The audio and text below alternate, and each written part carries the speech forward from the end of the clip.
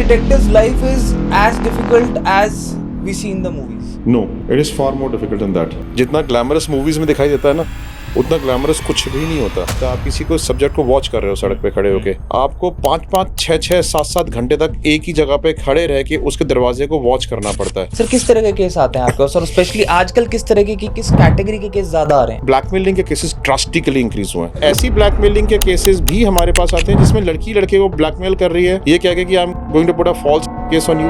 ऐसे भी केसेस हमारे पास आते हैं जिसमें लड़कों को ऑनलाइन हनी ट्रैपिंग करके कैप्चर कर लिया है, ठीक है, by showing videos, sextortion crime जिसको हम कहते हैं। और ऐसे भी केसेस हमारे पास आते हैं जिसमें ब्लैक मैजिशियंस, एस्ट्रोलॉजर्स वो ब्लैकमेल करते हैं। सबसे वियर्डेस्ट केस क्या था जो आपने लास्ट हैंडल किया है? एक फैमिली हमारे पास आई, उन्होंने कहा जी हमारे ऊपर ब्लैक मैजिक किया हुआ है, we are a very rich family. हमने एक प्रॉपर्टी तो अपनी बेच दी, उसमें ना हमारा जो बैकयार्ड था, बैकयार्ड में रोज रात को एक वुडू की डॉल रखी होती थी और जो है वहाँ पे पान का पत्ता रखा होता था, सिंदूर रखा होता था, लेमन रखा होता था। अब 5 दिन 6 दिन हो गए, उसमें स्पाई कैमरास में कोई नहीं आया। 7वें दिन हमने देखा कि रात को एक मोमेंट हुई, एक शैडो आई वहाँ पे, शैडो आके कुछ सामान वहाँ पे रख के गई। हमने जब उसको पकड़ा तो पता चला उन्हीं के घर का। एक्सटॉर्शन 2024-25 में एक ऐसा क्राइम बन गया है जो कि अपनी पीक पे है। हीनियस केसेस ऑफ एक्सटॉर्शन देखे हैं जहाँ पे people were on the verge of committing suicide, right, and people have given several crores of rupees to the blackmailers. They have sold off their properties and everything. हमारे पास एक parents आए लड़की के, वो ये कहते हैं जी हमारी लड़की को कोई ब्लैकमेल कर रहा है। मैंने कैसे ब्लैकमेल कर रहा है? कहता है ईमेल्स करता है और उसकी न्यूड फोटोग्राफ्स भेजता है और उससे कहता है कि मैं तेरे फोटो को वायरल कर दूंगा। मैंने कहा कि मांगता क्या बदले में? कहता है ही wants sexual favours from the girl. Sir आपके हिसाब से प्री मैरिटल अफेयर और एक्स्ट्रा मैरिटल अफेयर वाले जो केसेस में, what do you think who cheats more, men और women?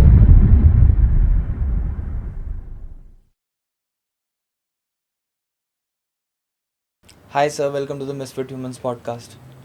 Hi. One misfit sitting with another misfit. But sir, binoculars कहाँ हैं? Binoculars गाड़ी में छोड़ के आए हैं, रास्ते में देखते हुए जाएंगे। I think a detective's life is as difficult as we see in the movies. No, it is far more difficult than that. Right? जितना ग्लैमरस मूवीज में दिखाई देता है ना, उतना ग्लैमरस कुछ भी नहीं होता। I tell you, I give you a small example. Movies में तो क्या होता है कि फटाफट डिटेक्टिव्स को क्लूज मिलते रहते हैं। They go out and they get the clues. For us, you know, solving a case requires a lot of effort. आपको पता है क्या होता है? आप किसी को सब्जेक्ट को वॉच कर रहे हो सड़क पे खड़े होके, आपको 5-5, 6-6, 7-7 घंटे तक एक ही जगह पे खड़े रह के उसके दरवाजे को वॉच करना पड़ता है, ठीक है। जब वो पर्सन निकलेगा तब आप वहाँ से उसके पीछे जाओगे। अगर वो पर्सन नहीं निकला, you are standing throughout the day and just waiting for the subject, you are doing nothing. आपकी आंखें एक ही जगह पर हैं। नाउ बारिश हो रही है, आंधी आ रही है, तूफान आ रहा है, you have to be there, ठीक है। आपको जो है इतनी सी मोमेंट में आपने अगर खाना भी खाया और आपकी सब नज़र सब्जेक्ट ओझल हो गया, ठीक है, तो आपका पूरे दिन का एफर्ट ख़त्म हो जाता है। तो वॉचिंग समवन, किसी का पीछा कर लो कहना बड़ा ईजी होता है, ठीक है, बट जब पीछा करना पड़ता है और 12 घंटे, 14 घंटे, 15 घंटे तक पोजीशन पे रहना पड़ता है, इट बिकम्स टू टफ। आपको जब इंक्वायरीज़ करनी पड़ती हैं किसी के बारे में, ये तो सर्विलेंस की बात बताई, जब आपको इंक्वायरीज़ करनी पड़ती हैं, जब आपको ये होता है कि आपको डिस्क्रीट इंक्वायरीज़ करनी है, पता नहीं चलना चाहिए किसी को, आपको बाहर खड़े रहना पड़ता है कि पर्सन की मेड सर्वेंट जब निकलेगी तब मैं उसको अपने कॉन्फिडेंस में लूँगा, और किस तरीके से कॉन्फिडेंस में लेना है कि वो घर पर जाकर डिस्क्लोज़ ना करे, ठीक है। तो आप उसको किस तरीके से आप कल्टीवेट कर पाते हो, कितना टाइम लगता है एक मेड सर्वेंट को कल्टीवेट करने में, उसके ड्राइवर को कल्टीवेट करने में कितना टाइम लगता है, नेबरहुड में जाके आपको इन्वेस्टिगेशन करनी है। जब आप किसी एक गेटेड कम्युनिटी है, एक सोसाइटी में आप जा रहे हो, सोसाइटी में आपके बाहर गार्ड्स हैं, ठीक है, गार्ड्स को आप अंदर तो जा नहीं सकते, लेकिन आपको इन्वेस्टिगेशन अंदर जाके करनी है, कैसे करोगे? Tell me, ask you a question. Sir किसी को तो कहीं ना कहीं उसमें अपने लूप में लेना पड़ेगा ना, किसी को कॉन्फिडेंस में तो लेना ही पड़ेगा। कैसे लोगे?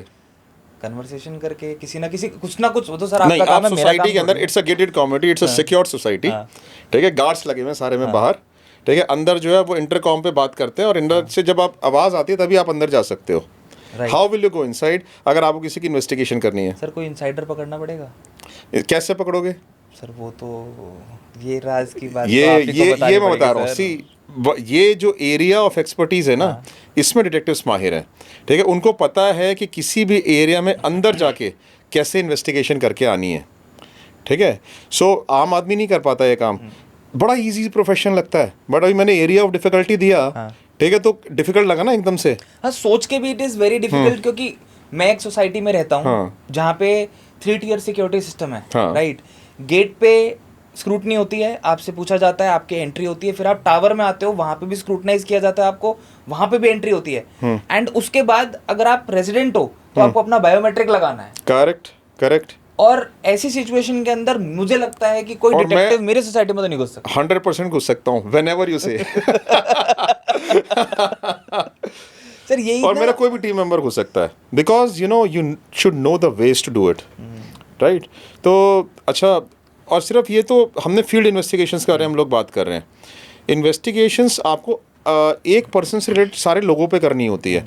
आपको इन्वेस्टिगेशंस उसके बारे में ओपन सोर्स इंटेलिजेंस में जो भी टूल सप्लाई करके इंटरनेट पे जो कुछ भी अवेलेबल है वो निकालना पड़ता है। उसकी जो इन्फॉर्मेशन मिलती है उसके ऊपर आप इन्वेस्टिगेशंस फिर फील्ड में जाके करते हो। सर जासूसी जब शब्द इस्तेमाल करते हैं ना, I think a lot of people might get a lot of thoughts in their head, क्योंकि हमने बचपन से किताबें पढ़ी हैं, हमने बचपन से मूवीज देखी हैं, एंड एक जासूस को हमेशा से एक बहुत ही ज़्यादा इंट्रोवर्ट किस्म का इंसान दिखाया गया है when we talk about the movies, कि वो एकदम शांत है, बड़ा सिंपल माइंडेड है, और जब वो अपनी तहकीकात करता है देन थिंग्स चेंज, वो असली रंग निकल के आता है। Is it like that with? देखो, मूवीज को ना सेंसेशनलाइज किया जाता है, ठीक है। Real detectives are totally different to real detectives, ठीक है। उसमें जो है ना, मैंने जैसे आपको बताया कि area of difficulty is far more higher in the practical world rather than as it is shown in movies, ठीक है। उसमें जो है एक आदमी अपने दिमाग में एक सिचुएशन को क्रिएट कर रहा है, स्क्रिप्ट राइटिंग कर रहा है उस सिचुएशन को क्रिएट करके,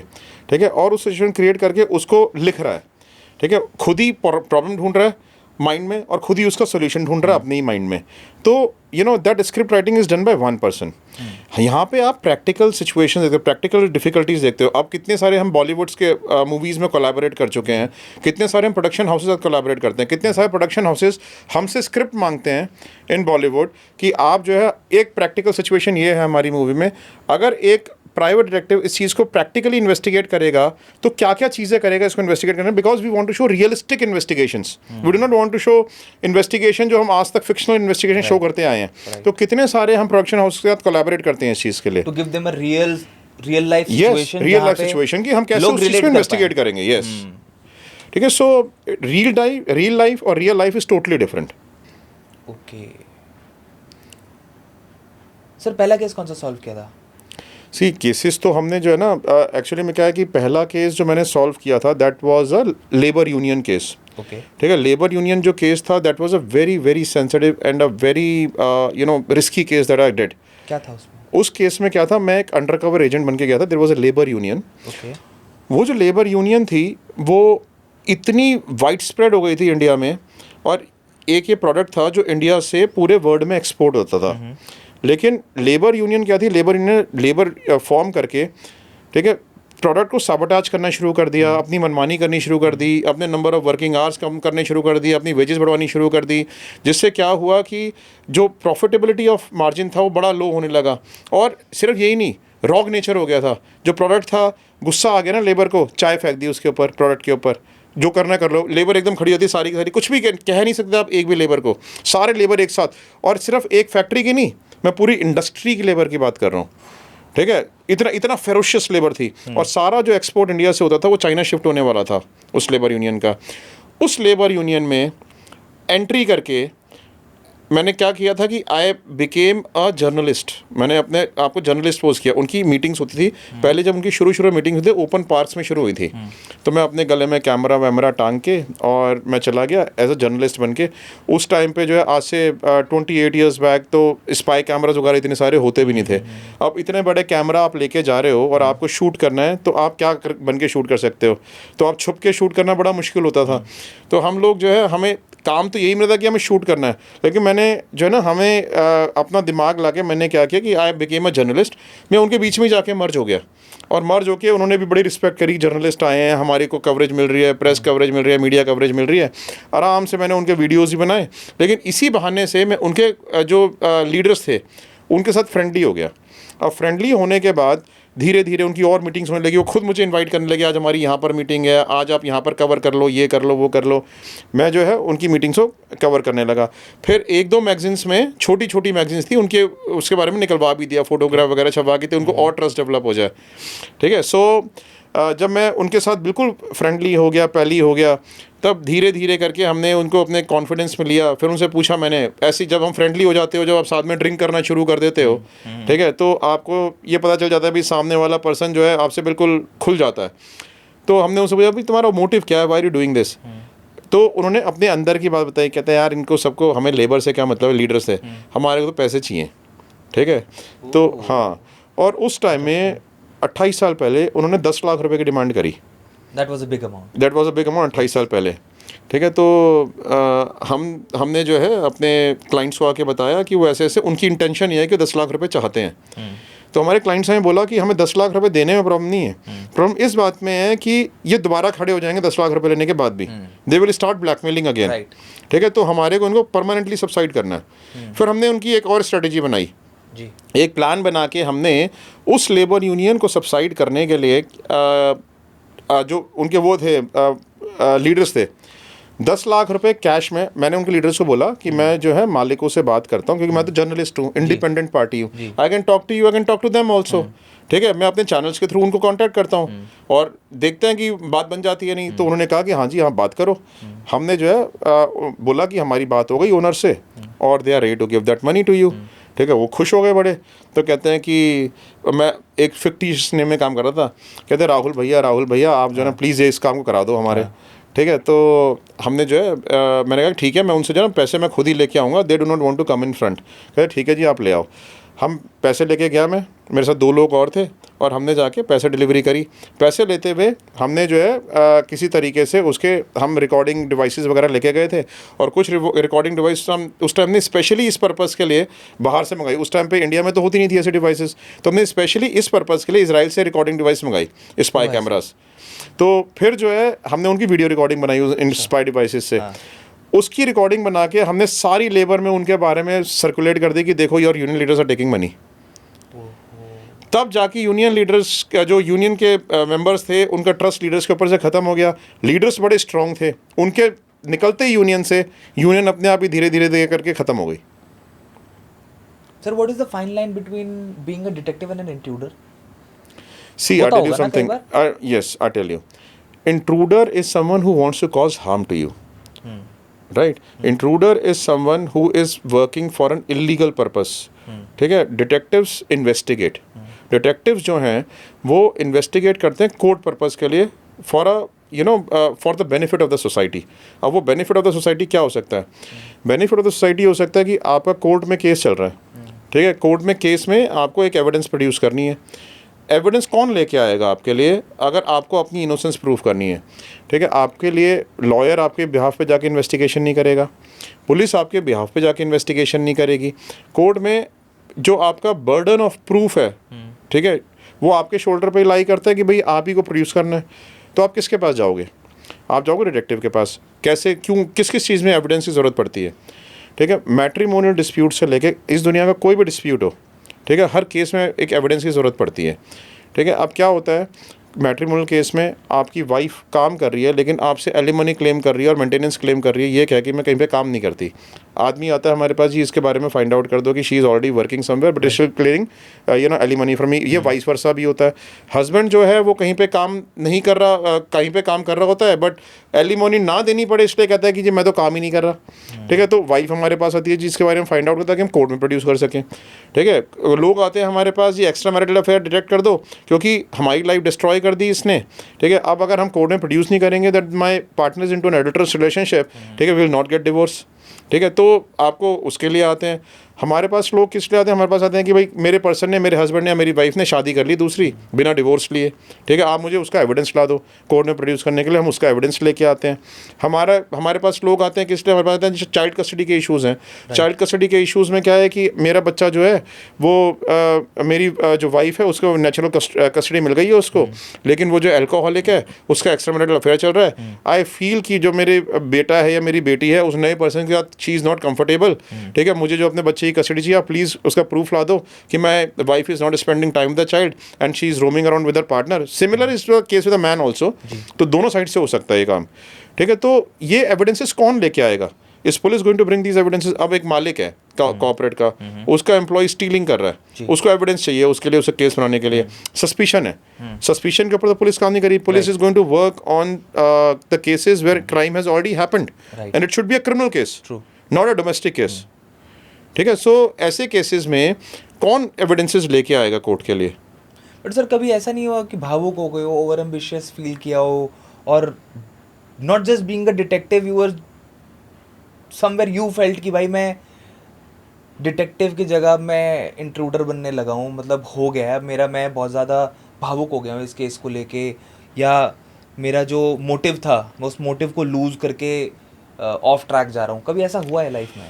देखो मैं आपको एक बात बताता हूँ, इमोशनल होना ना बड़ी आम बात है हम लोगों के लिए, क्योंकि हमारे पास क्या होता है, हमारे बहुत विक्टिम्स आते हैं, ठीक है, लाइफ से परेशान होते हैं, और कितनी बार तो हमारे पास आके ना रोते हैं बहुत बुरी तरह, दे cry badly, furiously they cry in front of us. और जब उनकी लाइफ की स्टोरी सुनते हो ना तो you tend to get emotional, ठीक है। आपको दुनिया की dark side of the world पता चलती है। कितना मुश्किल होता है सर एक डिटेक्टिव होना इंसान के लिए? बहुत मुश्किल होता है। जितना इजी और जितना ग्लैमरस लगता है ना, इतना ग्लैमरस और इतना इजी बिल्कुल भी नहीं होता। आपको पता है कि इतना स्ट्रेस होता है बीइंग अ डिटेक्टिव, क्योंकि आपके पास इतने सारे केसेस चल रहे होते हैं दिमाग में हर टाइम। 40-40, 50-50 केसेस आपके पास बुकड होते हैं, ठीक है। और उन केसेस में किस जगह पे कौन सी बॉटल नेक आ रही है, किसका कैसे सोल्यूशन निकालना है, your mind is always at work. Even while sleeping you are at work. Sometimes तो मुझे 3 साल तक I had to take sleeping pills to sleep, just because you know I have to make my brain sleep for a while, ठीक है। So इतना occupied आपका brain रहता है। It is not an easy job as it sounds. True. Sir किस तरह के case आते हैं आपके, और स्पेशली आजकल किस तरह की किस कैटेगरी के केस ज़्यादा आ रहे हैं? देखो क्या होता है कि केसेस तो जो है ना, सबसे ज़्यादा जो क्वांटिटी ऑफ केसेस रहती है वो मैं बता रहा हूँ, वो quantum of cases versus value of cases. Quantum of cases रहते हैं pre matrimonial, post matrimonial. Post matrimonial में जैसे मैंने बताया child custody issues, maintenance issues, extra marital affair के issues. Pre matrimonial affairs cases में शादी से पहले की investigations. But value of cases में आता है कॉर्पोरेट इन्वेस्टिगेशंस, ब्लैकमेलिंग के केसेस, राइट। सो अगर मैं बोलूँगा कि number of value of cases, then corporate cases is 60% portfolio, 40% personal cases. If I talk about the quantum of cases, then personal cases is 60%, right, and corporate cases are 40%। तो अब मैं जब बोलता हूँ इसके बारे में तो इसमें ब्लैकमेलिंग भी इंक्लूड है। ब्लैकमेलिंग के केसेस ड्रास्टिकली इंक्रीज हुए हैं, ठीक है, बहुत ज़्यादा इंक्रीज हुए हैं। और ब्लैकमेलिंग तो हमारा फोटे है। Blackmailing as in pre marital affair वाली ब्लैकमेलिंग, एक्स्ट्रा मैरिटल अफेयर वाली ब्लैकमेलिंग? ब्लैकमेलिंग में बहुत सारी तरीके की ब्लैकमेलिंग होती है। ब्लैकमेलिंग सिर्फ यही नहीं रह गई है कि एक लड़का एक लड़की के वीडियोस बना लिए और उसको ब्लैकमेल कर रहा है, ठीक है। वो तो होता ही है अभी भी, ठीक है। ऐसी ब्लैकमेलिंग के केसेस भी हमारे पास बहुत सारे आते हैं जिसमें हमने बिल्कुल ब्लैकमेलर को सबसाइड कर दिया है। बट ऐसी ब्लैकमेलिंग के केसेस भी हमारे पास आते हैं जिसमें लड़की लड़के को ब्लैकमेल कर रही है, ये कह के कि I am going to put a false rape case on you, ठीक है।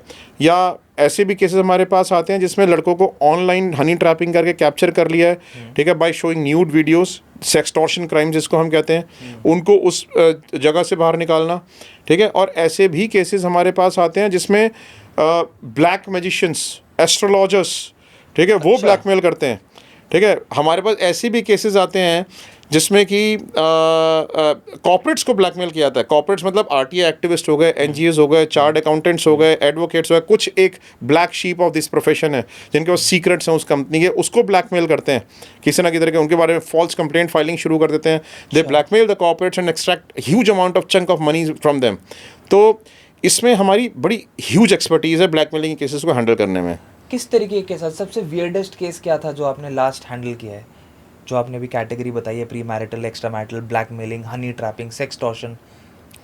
देखो वियर्डेस्ट केसेस तो बहुत सारे आते हैं, लेकिन ऑफ हैंड जैसे अभी एक हमने केस किया ब्लैक मैजिक के ऊपर।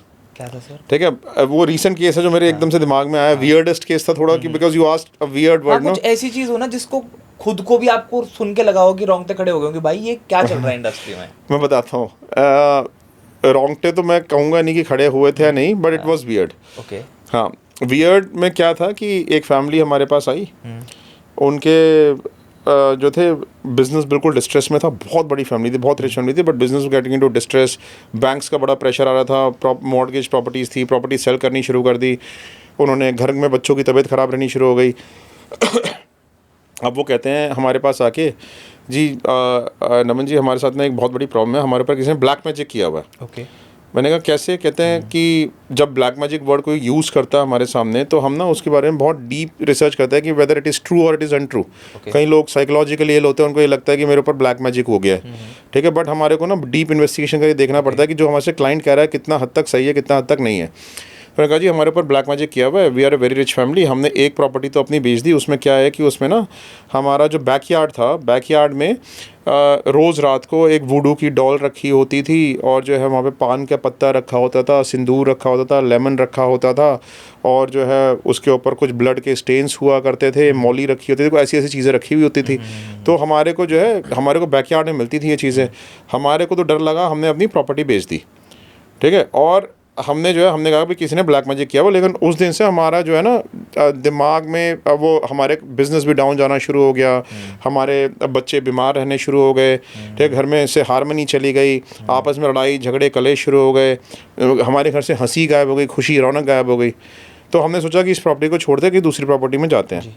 हमने दूसरी प्रॉपर्टी में हमने दूसरे घर में शिफ्ट कर लिया, ठीक है, उसमें भी हमारे जो है सेम चीज़ होने लगी, ठीक है। तो कहते हैं कि अब जब इस घर में भी सेम चीज़ होने लगी, ठीक है, तो कहते हैं जी हमारे को समझ में नहीं आ रहा है हो क्या रहा, आप इन्वेस्टिगेशन करके बताओ।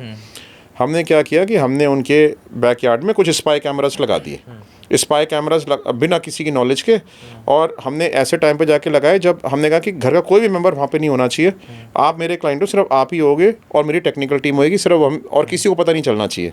तो उन्होंने नौकरों वोकरों को सबको छुट्टी पे भेज दिया और वो सब चीज़ें जो है घर के फैमिली मेम्बर्स को भी इधर उधर कर दिया, और हम जो है उसमें जाके स्पाई कैमरास लगा के आ गए। अब 5 दिन 6 दिन हो गए, उसमें स्पाई कैमरास में कोई नहीं आया। 7वें दिन हमने देखा कि रात को एक मोमेंट हुई, एक शैडो आई वहाँ पे, शैडो आके उसमें जो है कुछ सामान वहाँ पे रख के गई, ठीक है। अंधेरा था, अंधेरे में इतना क्लियर फेस नहीं आया उसका, ठीक है। तो हमने कहा कि अब ये जो है ये पर्सन आया और ये रख के गया, अगले दिन सामान हमें मिला वहाँ से। अब हमने क्या किया कि हमें ये जो ना उसका ये पता चल गया कि भाई ये हफ्ते में एक दिन आता है। अब हमने फिजिकल अपने इन्वेस्टिगेटर्स को रखा वहाँ पे कुछ दिनों तक कि भाई जिस दिन वो आएगा ना, अब हमने कैमरे की लाइव मॉनिटरिंग ले ली अब पूरी रात के लिए, जिस दिन भी वो आएगा हम एकदम बार्जिन कर जाएंगे उसको पकड़ने के। लाइव मॉनिटरिंग पे हम कैमरास को मॉनिटर कर रहे थे। अगली बार जब वो आया, वी कॉट हिम, हमारी पूरी टीम थी वहाँ पे, हमने उसको पकड़ लिया। हमने जब उसको पकड़ा तो पता चला उन्हीं के घर का खुद का सर्वेंट था वो, ठीक है। तो हाँ, हमने वहाँ पे जो है वहीं पर ही पुलिस को कॉल वॉल करके उसको पुलिस को बुला लिया, 2 कांस्टेबल्स भी आ गए, ठीक है। तो जब उसके ऊपर प्रेशर वैशर डाला पूरी तरीके से, तो यू नो क्या पता चला, रिवीलिंग फैक्ट, ठीक है, everyone must know about this. पता ये चला कि उनके बिजनेस कॉम्पिटिटर ने उनके सर्वेंट को कल्टिवेट कर लिया है उनकी लाइफ में डिसहार्मनी क्रिएट करने के लिए bye conducting black magic activities on them, but it was actually not a black magic, ठीक है। वो सिर्फ फियर क्रिएट कर रहा था by keeping all this in their minds, कि उनको लगे कि हमारे पास ब्लैक मैजिक हो गया है, और ब्लैक मैजिक वो एक्चुअली में था ही नहीं, वो ऐसे आइटम्स उससे कॉम्पिटिटर के कहने पर रख के जाता था ताकि उनको लगे हमारे, और क्योंकि उनको लगा कि मेरे ऊपर ब्लैक मैजिक हो गया है तो वो खुद ही डाउन जाना शुरू हो गया, उनका कॉन्फिडेंस ही लूज होना शुरू हो गया। मतलब कोई I'll say it is not a motive, it's more of a modus operandi to bring someone down. Yes, this is what exactly happened. ठीक है, तो it was the weirdest of the weird case that you know I came to my knowledge, or I was shocked to see the recovery of the case. I have heard and seen multiple things like these, जहाँ पे लोग बताते हैं कि मेरी खुद की family के अंदर आपस में फैमिली डिस्प्यूट के चलते ऐसी चीजें हुई हैं, राइट।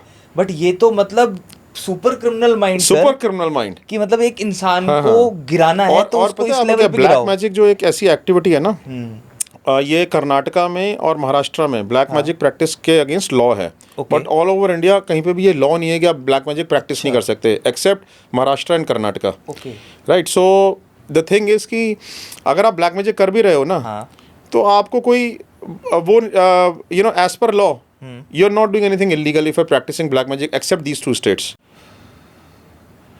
बट हाँ, ब्लैक मैजिक के लिए अगर करते हुए अगर आप कुछ ऑब्वियसली अगर आप क्रिमिनल एक्ट करते हो, क्रिमिनल एक्ट मतलब आप किसी की बलि देते हो या कुछ करते हो, then obviously it's a criminal act. Obviously yes, हाँ हाँ। बट एल्स कोई कुछ नहीं कर सकता। एल्स जो है आप कुछ नहीं कर सकते। अगर आप एक बात बताओ, आप पुलिस वाले क्या बोलोगे, मेरा पड़ोसी ब्लैक मैजिक करता है मेरे ऊपर, will they right a complaint? आप यही बोल सकते हो ज्यादा से ज्यादा कि उसने मेरी ट्रेस पासिंग करने की कोशिश करी, yes, वो हो सकता है, वो हो सकता है, यस। बट अगेन यस, आपके घर के बाहर कोई कुछ रख के चला जाएगा तो वो ट्रेस पासिंग तो नहीं वो हुई ना ट्रेस पासिंग नहीं हुई। technically। हाँ सर ये तो मतलब वो वाह, वो मीम है ना, मीम, वाह क्या क्या बात है। अभी आप सर एक सेक्सटॉर्शन टर्म आपने यूज किया, एंड आई थिंक सेक्सटॉर्शन 2024-25 में एक ऐसा क्राइम बन गया है जो कि अपनी पीक पे है, एंड आई थिंक बहुत सारे लोगों के साथ ये हो रहा है। Correct. What kind of cases do you see sextortion के? हमने तो ना बहुत ही ऐसे हीनियस केसेस ऑफ एक्सटॉर्शन देखे हैं जहाँ पे people were on the verge of committing suicide, right, and people have given several crores of rupees to the blackmailers, they have sold off their properties and everything. एक बार तो हमने एक old man का केस किया, उसमें क्या था कि उसकी वाइफ हमारे पास आई, जी घर का सब कुछ पैसा लुट गया, पता नहीं कहाँ पैसा जा रहा है, इनकी कुछ समझ में ही नहीं आता, सारे बैंक बैलेंसेस ख़त्म हो गए, ठीक है, प्रॉपर्टी बिकनी शुरू हो गई, इनसे कोई पूछते हैं तो बताते नहीं है, हर टाइम डिप्रेशन में रहते हैं। चल क्या रहा है, मतलब हो क्या रहा है, पैसा जा क्या रहा है, कोई और वुमेन का चक्कर है, ये भागने के चक्कर में है, ये पैसा जुआ खेल रहे हैं, कर क्या रहे हैं आप, पता करके बताओ। जब हमने उसके बारे में इन्वेस्टिगेशन करी, ठीक है, और पता किया तो पता लगा उसने करोड़ों रुपए ब्लैकमेलर्स को दे दिए थे, सिर्फ सेक्सटॉर्शन की एक वीडियो बन गई थी इस वजह से। फिर हमने उसको वहां से बाहर निकाला। मतलब सर क्या क्या हो रहा है इंडस्ट्री के अंदर, क्योंकि आपने जो ये बात बोली ना, I think people have to understand and become strong. Yes. एक अंकल थे हमारे भी, उनके साथ क्या हुआ, उनके साथ भी सिमिलर सिचुएशन हुई, बट मैं अंकल को दाद देना चाहूँगा कि उनके पास रात को कॉल आया, एक लड़की उनको कॉल करती है और कहती है अंकल नमस्ते, वो अंकल आपकी शक्ल नजर नहीं आ रही, शक्ल नजर नहीं आ रही, और वो अंकल लाइट खोलते हैं तो वो लड़की अपने कपड़े उतार देती है। I think that's how these things are, how they blackmail. ये तो बड़ा इजी वाला फिर भी है, लेकिन क्या करते हैं जो असली मॉडल्स ऑपरेंडी है ना, देखो ये जो गैंग्स हैं अलग अलग जगह में हैं, मेवात में हैं, नूहू में हैं, भरतपुर में हैं, आपके छत्तीसगढ़ में हैं, रांची में हैं, झारखंड में है, बहुत सारे इंडिया में ऐसे गैंग्स बने हुए हैं जो अलग अलग मॉडल्स ऑपरेंडीज यूज़ करते हैं सेक्सटॉर्शन करने के लिए। और अब तो ये जो गैंग्स हैं ये शिफ्ट हो गए अब्रॉड में, मतलब यहाँ से लोगों को रिक्रूट करके अब्रॉड ले जाते हैं, कंबोडिया में ले जाते हैं, ठीक है, मलेशिया में ले जाते हैं। वहाँ पे क्या करते हैं, यहाँ से उठा के ले जाएंगे, वहाँ पे हाई सैलरी पेमेंट करके, और वहाँ से साइबर क्राइम इंडिया में कराते हैं, ठीक है। वहाँ पे क्या करते हैं, उनके पासपोर्ट छीन के रख लेते हैं, कहते हैं बेटे साइबर क्राइम करो पूरे दिन अब, ठीक है। और वो लोग अब वहाँ से सेक्सटॉर्शन कर रहे हैं, क्योंकि यहाँ की गवर्नमेंट थोड़ी स्ट्रिक्ट हो गई, यहाँ पे पकड़ना शुरू हो गए हैं, ठीक है। सो वहाँ से बैठ के सेक्सटॉर्शन कर रहे हैं और पूरी वर्ल्ड में। और मैं आपको एक बात बताऊँ, कौन सी कंट्री से सेक्सटॉर्शन की कॉल्स हमारे पास नहीं आई? यूएस से हमारे पास, यूएस क्लाइंट्स के लिए हमने काम किया है, हमने दुबई के क्लाइंट्स के लिए काम किया है, हमने जापान के क्लाइंट्स के लिए काम किया, ऑस्ट्रेलिया के क्लाइंट्स के लिए काम किया है, पाकिस्तान के लोगों के लिए काम किया है, जो पाकिस्तान के लोगों को फंसा रखा था। सीरियसली? यस। उनको भी फंसाने की जरूरत है क्या? वो भी फंस जाते हैं, ह्यूमन बींग्स तो वो भी है ना। पॉलिटिकल बाउंड्री से अगर आपको देखा जाए तो अगर आप किसी को इतना ब्लैकमेल कर दो, इतना टॉर्चर कर दो, तो चाहे वो पाकिस्तानी हो या हिंदुस्तानी हो, ठीक है, इमोशनल अटैचमेंट हमारी हो या ना हो उनके साथ, सही बात है, ठीक है। But if they are suffering, if they are victim, तो फिर वही डिटेक्टिव और ह्यूमन वाला जो कॉन्सेप्ट है ना, आपके अंदर ह्यूमैनिटी भी जग जाती है कभी कभी। तो आप ये सोचते हो कि यार इसकी हेल्प हो जाए तो बढ़िया है, चाहे पाकिस्तानी हो तो भी क्या हो गया। दुबई में जो पाकिस्तानी बेस्ड हैं उनके कितने कोई कॉल आते हैं, भाईजान हम फंस गए, ठीक है, तो हम उनको बाहर निकलवाते हैं। तो ये तो वर्ल्ड वाइड रैकेट्स बन गए हैं सेक्सटॉर्शन के। सर आपके हिसाब से प्री मैरिटल अफेयर और एक्स्ट्रा मैरिटल अफेयर वाले जो केसेस में, what do you think, who cheats more, men और women? See I tell you something, बहुत लोग कहते हैं कि मैन चीट मोर, ठीक है। मैं ये कहता हूँ कि wherever there is a man involve there is a woman involve, right. How come can a man alone cheat more, right. Suppose अगर एक आदमी अपनी वाइफ को चीट कर रहा है और किसी और लेडी के साथ संबंध बनाए हुए है, ठीक है, तो क्या वो लेडी चीट नहीं कर रही उसकी वाइफ के साथ? ये भी बात सही है, पर्सपेक्टिव का खेल है सर सारा। अब वो दो बातें हैं उसमें, जो लेडी जो चीट कर रही है, भले ही वो अपने हस्बैंड को चीट ना कर रही हो, उसका हस्बैंड ही नहीं है सपोज करो, ठीक है, लेकिन इसकी वाइफ के साथ तो चीट कर रही है ना। बट अगर उसको यही ना पता हो कि उसके साथ ऐसा हो रहा है. करेक्ट, ऐसा हो सकता है, ऐसे बहुत सारे केस हमारे पास जिसमें नहीं पता होता. ठीक है, लेकिन when we talk about something we talk about the larger percentage of people, we do not talk about specific cases, right. जो लार्जर परसेंटेज ऑफ पीपल है, जितने केसेस हमारे पास आते हैं कि भाई इस पर्सन को चीटिंग के लिए इन्वेस्टिगेट कर दो, उतने ही मैन भी हमारे पास आते हैं कि हमारी वाइफ को इन्वेस्टिगेट कर दो. ठीक है, सो क्योंकि she is having an extra marital relationship, और extra marital relationship has grown tremendously in last few years. जब से कॉस्मोपॉलिटन कल्चर इंडिया में आया है, मल्टीनेशनल कंपनीज इंडिया में आई हैं, लोगों की नाइट शिफ्ट्स होनी शुरू हो गई हैं, नंबर ऑफ वर्किंग आवर्स बहुत ज़्यादा हो गए हैं. I am not saying it's an excuse, what I am trying to say is कि जब से ये सब चीज़ें हुई हैं तो आपका अपने घर में टाइम बिताना कम हो गया है. आप अपने घर में भी आते हो तो अपने प्रेशर में रहते हो, ऑफिस में आपका टाइम ज़्यादा बीतता है अपने कलीग्स के साथ. ठीक है, तो उस टाइम पे क्या होता है कि आपकी इमोशनल डिपेंडेंसी अपने कलीग्स के ऊपर कई बार डेवलप हो जाती है. ठीक है, और जब आपकी, और वो it converts into an extra marital affair, affection भी हो जाता है, अफेयर भी हो जाता है, आपका अपने बॉसेस के साथ अफेयर हो जाता है. ठीक है, आपका जो है अपने कलीग्स के साथ अफेयर हो जाता है. It is, you know, it has become quite rampant in the society now. But don't you think it is more of a thought process at times लोगों के अंदर कि मेरी वाइफ या मेरा हस्बैंड मुझे चीट कर रहा होगा? अगर हम नंबर्स की बात करें तो 100 केसेस में कितने फॉल्स अलार्म्स होते हैं और कितने एक्चुअल केसेस होते हैं? देखो, मैं ना हमेशा एक बात कहता हूँ, smoke is where the fire is. Right. ठीक है, धुआं तो वहीं होता है ना जहाँ आग होती है. ठीक है, आदमी के दिमाग में सस्पिशन रेस तभी होता है, औरत के दिमाग में सस्पिशन रेस तभी होता है जब वो बहुत सारी चीज़ें ऑलरेडी एबनॉर्मल देख चुका होता है. तो ऐसे केसेस में जब लोग हमारे पास आते हैं तो मोर देन 90% केस में उनका डाउट कंफर्म हो जाता है. ठीक है, यस. इतना ज़्यादा है क्योंकि आते ही तब है ना जब बहुत सफ़र कर चुके होते हैं. ठीक है, और ऐसे नहीं, मैं ये नहीं कहूँगा कि ऐसे लोग नहीं आते जिनके जो सिर्फ सस्पिशियस होते हैं. ऐसे ही बहुत केसेस आते हैं इसमें लोग सिर्फ और सिर्फ सस्पिशियस होते हैं.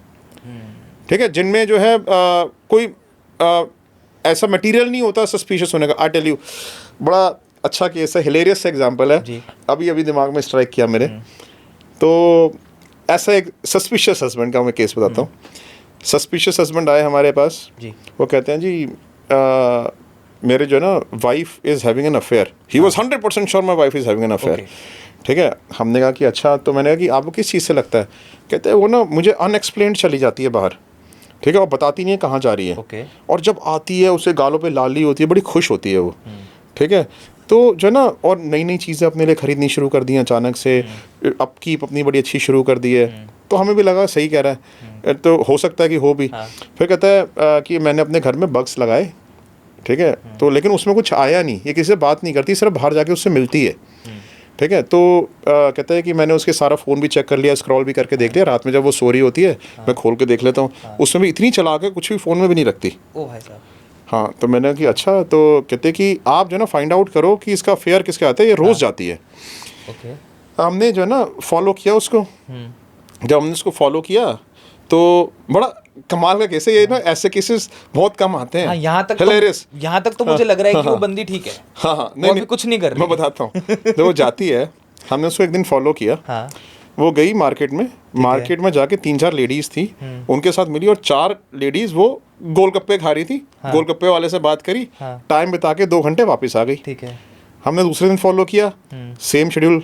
तीसरे दिन फॉलो किया, सेम शेड्यूल. चौथे दिन फॉलो किया, सेम शेड्यूल. जाती है, उन 4 आंटियों से ही मिलती है, गोलगप्पे वाले से बातें करती है, सब मिलके गोलगप्पे खाती हैं और वो वापस आ जाती है. ठीक है, और हमने 5 दिन की वीडियोस बना लिए गोलगप्पे खाते हुए उसके. तो हमने उसको, उसके हस्बैंड को बताया. मैंने कहा जी कोई अफेयर नहीं है, ये सिर्फ गोलगप्पे खाने जाती है. ठीक है, तो उसका हस्बैंड तो क्या कहता है, ट्विस्ट यहाँ पे आता है. तो हस्बैंड तो क्या कहता है, तो बड़े हिलेरियस बात है. उसको मतलब रिलीफ तो मिला उसको कि अफेयर नहीं है. मैं ऐसा नहीं हूँ उसको रिलीफ नहीं मिला, बट वो भी मजाक में हमसे कहता है ओ माय गॉड, अब मैं समझा कि क्या हो रहा है. मैंने क्या हो रहा है? कहता है मुझे ना डायबिटीज़, और मुझे कहती है कि मैं कुछ नहीं खाती और मेरे सामने कुछ खाती भी नहीं है, और ये जान मुझे चीटिंग करके जाती है गोलगप्पे खाने बाहर. मतलब she was cheating. तो हमने ना अपने ऑफिस में उसका केस का नाम रख दिया है affair with golgappas. Every cheater is not a cheater but is a cheater. Affair with golgappas. Sir, एक और भी ट्रेंड है आजकल ना, sorry to say that I am calling it a trend, but it has become a trend, because कोई भी चीज अगर बार बार देखी जाए तो उसको हम ट्रेंड ही बोलते हैं. And the trend is wives their husbands and husbands their wives. But ज्यादा जो देखा जा रहा है, वो जो पैटर्न डेवलप हो रहा है ना, वो ये हो रहा है कि women are having extramarital affairs and they are ending up putting their husbands, putting them in boxes, drums, जमीन के नीचे गाड़ना, ये बहुत कॉमन हो गया आजकल. क्या लग रहा है आपको, ऐसे केसेस में मोटिव ज़्यादातर क्या होता है? लव अफेयर होता है, पैसे का मामला होता है, पर्सनल रिवेंज होता है, या घर वालों ने ज़बरदस्ती शादी करा दी होती है जिसकी वजह से लड़की ऑलरेडी दबाव में होती है कि मेरे को कुछ समझ नहीं आ रहा, मार दो. देखो मैं आपको एक बात बताता हूँ, कोई भी वुमेन ना बिना किसी असिस्टेंस के अपने हस्बैंड को मार पाना बड़ा मुश्किल होता है, और मोटिव भी होना चाहिए. मोटिव जो है ना, सबसे बड़ा जो मोटिव होता है वो एक एक्स्ट्रा मैरिटल अफेयर ही होता है ऐसे केस में. ठीक है, हमने एक केस किया था जिसमें 30-year-old person, just 30-year-old person, very healthy, रोज़ जिम जाता था, सब कुछ करता था, एक दिन कार्डियक अरेस्ट हो गया और डेथ हो गई कार्डियक अरेस्ट से. अच्छा. हाँ, और उसको जल्दी करके अकेला रहता था अपनी वाइफ के साथ में, पेरेंट्स से अलग. ठीक है, पेरेंट्स किसी और सिटी में रहते थे, ये दोनों हस्बैंड में किसी और सिटी में रहते थे. तो जल्दी करके बॉडी क्रिमेट भी कर दी, भाई कार्डियक अरेस्ट हो गया. अब लेकिन फादर को ये शक था कि भाई मेरा बेटा इतना हेल्दी था, जिम करता था, नेशनल स्विमर था, सब कुछ था, इसकी डेथ ऐसे नेचुरल सर्कमस्टांसेस में ऐसे कैसे हो सकती है यार? हार्ट अटैक तो नहीं? हाँ. ठीक है, कहता है कि आपने इस केस के ऊपर इन्वेस्टिगेट करो. और फिर क्या हुआ कि जैसे ही वो हुआ, थोड़े टाइम बाद जब मर्डर सबसाइड हो गया, तो वाइफ ने प्रॉपर्टी में क्लेम करना शुरू कर दिया कि भाई मेरा हिस्सा दो प्रॉपर्टी का, बिकॉज मेरे हस्बैंड की प्रॉपर्टी, मेरे जो हस्बैंड का शेयर बनता है वो मेरा है, वो सारे मुझे दो. तो केसेस वेसेस डाल दिए उनके ऊपर. तो अब वो कहते हैं जी हमारे को ना थोड़ा हमारे को हर चीज़ में शक हो रहा है. उस टाइम तो हमारे को ग्रीफ था बहुत ज़्यादा, हमने इतना ज़्यादा बॉदर नहीं किया, हमने किसी के पास आए नहीं, ग्रीफ में थे हम लोग. लेकिन अब हमारे को ना शक हो रहा है, उनकी बेटी भी आएगी, मुझे भी अपनी भाभी के ऊपर शक हो रहा है. तो जो है आप इसको इन्वेस्टिगेट करो. हाँ. फिर हमने उसको इन्वेस्टिगेट करना शुरू किया जी. तो जब हमने उसको इन्वेस्टिगेट किया, ठीक है, तो हमने ये देखा कि उसका अपने ऑफिस से कलीग के साथ अफेयर चल रहा है. ठीक है, तो पहले ही हमारा रेड फ्लैग क्रिएट हो गया कि भैया ऑफिस के कलीग का अफेयर है, दोनों के हमने वीडियो साथ में बना लिए. ठीक है, बट अब ये कैसे पता चले कि सुसाइड है, ये हार्ट अटैक है, नेचुरल हार्ट अटैक है, क्या है? हमने उन दोनों के वीडियोस बनाए, सारी चीज़ें करी. फिर हमने जो है ना घर की नौकरानी से बात करी और आस पड़ोस से बात करी. तो आस पड़ोस था कि रात को ना बड़ी चिल्लाने की आवाज़ें आती थी आपस में. ठीक है, तो इनके लड़ाई झगड़े बड़े चलते थे. फिर हमने नौकरानी से बात करी. नौकरानी बोला कि भैया तो बड़े ठीक थे, लेकिन कुछ टाइम से ना उनकी तबीयत ख़राब रहनी शुरू हो गई थी. ठीक है, और भाभी ना उनको एक मेडिसिन दिया करती थी रोज़. हाँ. ठीक है, तो मुझे नहीं पता कौन सी मेडिसिन थी, वो एक रोज़ मेडिसिन दिया करती थी. ठीक है, तो हमने कहा कि अच्छा, तो उसने बताया नहीं कि कौन सी मेडिसिन थी, लेकिन उसके जो ना मैंने हमेशा ऑब्जर्व किया कि भैया मेडिसिन लेते थे, उनकी और तबीयत ख़राब हो जाती थी. ठीक है, हमारा तो एकदम से ये बात सुन के, ठीक है, हमारे तो सब घूमना शुरू हो गया दिमाग में, कुछ ना कुछ तो गड़बड़ है. हमने लोकल केमिस्ट से पता किया कि किस केमिस्ट के पास वो जाती थी. उससे हमने पता किया कि भाई ये कौन सी मेडिसिन लेके जाती थी. ठीक है, उसने हमारे को जो है एक मेडिसिन का नाम बताया. ठीक है, कि अच्छा, अब मैं बड़ा इंपॉर्टेंट पॉइंट बता रहा हूँ, मैं मेडिसिन का नाम नहीं बता रहा कैमरे पे. ठीक है, because you know people might start using this medicine. ठीक है, और वो कहते हैं कि ये जो मेडिसिन है, वो प्रिस्क्रिप्शन लेके आती थी किसी बहाने से, किसी भी डॉक्टर का, या नकली प्रिस्क्रिप्शन था, उसको दिखा के ही लेके जाती थी. केमिस्ट भी जो है ना दे देते हैं, अपने ऊपर कोई रिस्पॉन्सिबिलिटी नहीं लेता. तो उसने हाँ, तो क्या है कि फिर हमने जो ना उस घर में जिसमें वो रहती थी अपने हस्बैंड के साथ, उसमें हमने जाके, वो घर ऐसे ही रखा हुआ था, वो अपने पेरेंट्स के यहाँ चली गई थी. तो जब हम उस घर के अंदर घुसे तो हमने देखा कि वहाँ पे जो लेफ़्ट ओवर मेडिसिन थी, हम उसको उठा लाए. उसके मैं चेकिंग कराई, उसमें पता है आपको क्या मिला? थेलियम और आर्सेनिक. थेलियम और आर्सेनिक का स्लो पॉइजन्स, ये धीरे धीरे आपके ऑर्गन्स को ख़त्म कर देते हैं. ठीक है, और फिर वो सारी चीज़ें हमने रिकॉर्ड करी, हमने उसके फादर को और उसकी सिस्टर को बताया. ठीक है, तब वो हमें इतना थैंकफुल हुए इन सारी फाइंडिंग्स के साथ.